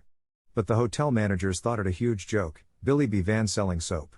He soon found that there was no shortcut to prosperity selling to friends. He finally secured permission to place a trial order in a hotel. Around each cake of soap he wrapped a circular stating, "This soap will keep everything clean but your conscience." A coupon was attached to the circular which read, "Dear Billy, I like your soap. Send me 6 cakes. Here's your $1." The idea worked like a charm. Many orders came from the hotel's guests. In this way, Billy B. Van had put the reverse English on direct mail advertising. As he had no money to write to prospects, he arranged for them to write to him. This was the opening wedge in the merchandising of the Pine Tree Soap. In less than 4 years, he had performed a merchandising miracle. Today, he has a lucrative business up in the White Mountains where the pine trees send out their clean, healthy fragrance. The point of this story is not, however, that Billy B. Van, one-time showman, became a successful soap manufacturer, but that by doing the obvious thing he made money. So many people foolishly suppose that the only ideas that are any good are the clever ones, which nobody ever thought of before.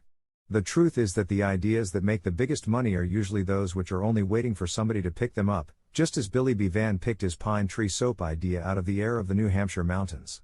There were many brands of soaps on the market when Billy B. Van started to sell his soap, but as he found out, there is always room for another product, if it has quality and answers a specific need. Knapp specialized in pressed chicken. In every farming community there is an opportunity to start a pressed chicken business. No skill and very little capital is required. You simply contract with the farmers and poultry raisers in your community for their chickens when they become too old to lay and too tough to eat. Because they are such tough old birds, you don't pay much for them. Then you buy or borrow a steam pressure cooker, and you are in the pressed chicken business. That there is good money to be made quickly in such a business is demonstrated by the experience of the Knapps, Eaton County, Michigan, not far from Lansing. The Knapps have a poultry farm. In addition to selling eggs, There is a capacity of 2,000 laying hens at the farm. Quite a few chickens are also sold, mostly broilers. However, at the end of the breeding season there are naturally a number of old hens and stags which must be marketed, for which only the lowest prices can be obtained. After handling the leftover stock in this manner for some time, the idea occurred to them that they might be able to make a profit by cooking the old birds and selling them as pressed chicken. The chickens for this purpose are best cooked in a pressure cooker, as cooking under pressure requires only from 30 to 40 minutes, whereas cooking in an open kettle requires from 2 to 3 hours. In addition to reducing the time spent in cooking, the pressure method of cooking produces a much richer product than the open kettle method, as the additional water required in the latter method naturally reduces the rich stock. Having a pressure cooker, Mrs. Knapp was able to save the cost of the extra cooking time. After the chicken is thoroughly cooked, the meat is cut into cross sections. To reduce the length of muscle shreds, season to taste, some seasoning is added during cooking, the chicken stock is added, and a tablespoonful of plain gelatin. The extra gelatin helps to keep the mold firm and makes for easier slicing of the loaf when it has set. The molds should be greased to prevent the contents from sticking, and when filled they are placed in the refrigerator to set. In addition to making plain loaves, Mrs. Knapp also adds sliced vegetables, olives, the riced white and yolks of hard-boiled eggs, etc. By preparing the loaf in layers, a very attractive summer dish can be made.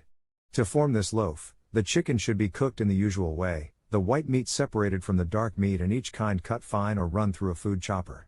The yolks and whites of several hard-boiled eggs should be chopped up separately and each seasoned well. Then the 4 ingredients, the white meat, dark meat, egg yolks and egg whites should be mixed with the chicken stock, which has been cooked down thick enough to gel. The white and dark meat and the yellow and white egg should then be arranged in layers, pressed in a pan or jar and allowed to set overnight. Adding water to the stock results in a larger quantity of food, but of course, the product brings a lower price. In a quality market, a loaf should sell for 50 cents a pound. As a 5-pound male bird, at the usual 45% loss, should dress out to about 2 3/4 pounds, the return on one bird would be about $1.28. By adding water and doubling the amount, a product would result which could be sold for about 25 cents a pound. Although the addition of water would make a loaf not nearly so rich, the return per bird would be the same. Whether to dilute the product or put up a richer loaf depends entirely upon the market. If a quality market can be developed and you can secure 50 cents a pound for the loaf, it means making as much money on fewer customers and, therefore, less selling effort. However, if the trade prefers a lower price and the diluted product, there is nothing to do but cater to your market. Handkerchiefs for the Chinese. Florence Rochester was a secretary in the Attorney General's office at Topeka, Kansas. But Mrs. Rochester needed more money. To appease both the need for more cash and to do something more artistic than copy legal briefs, she began making dainty little lace handkerchiefs in her spare time. She found ready sale for them among her friends. She spent as much time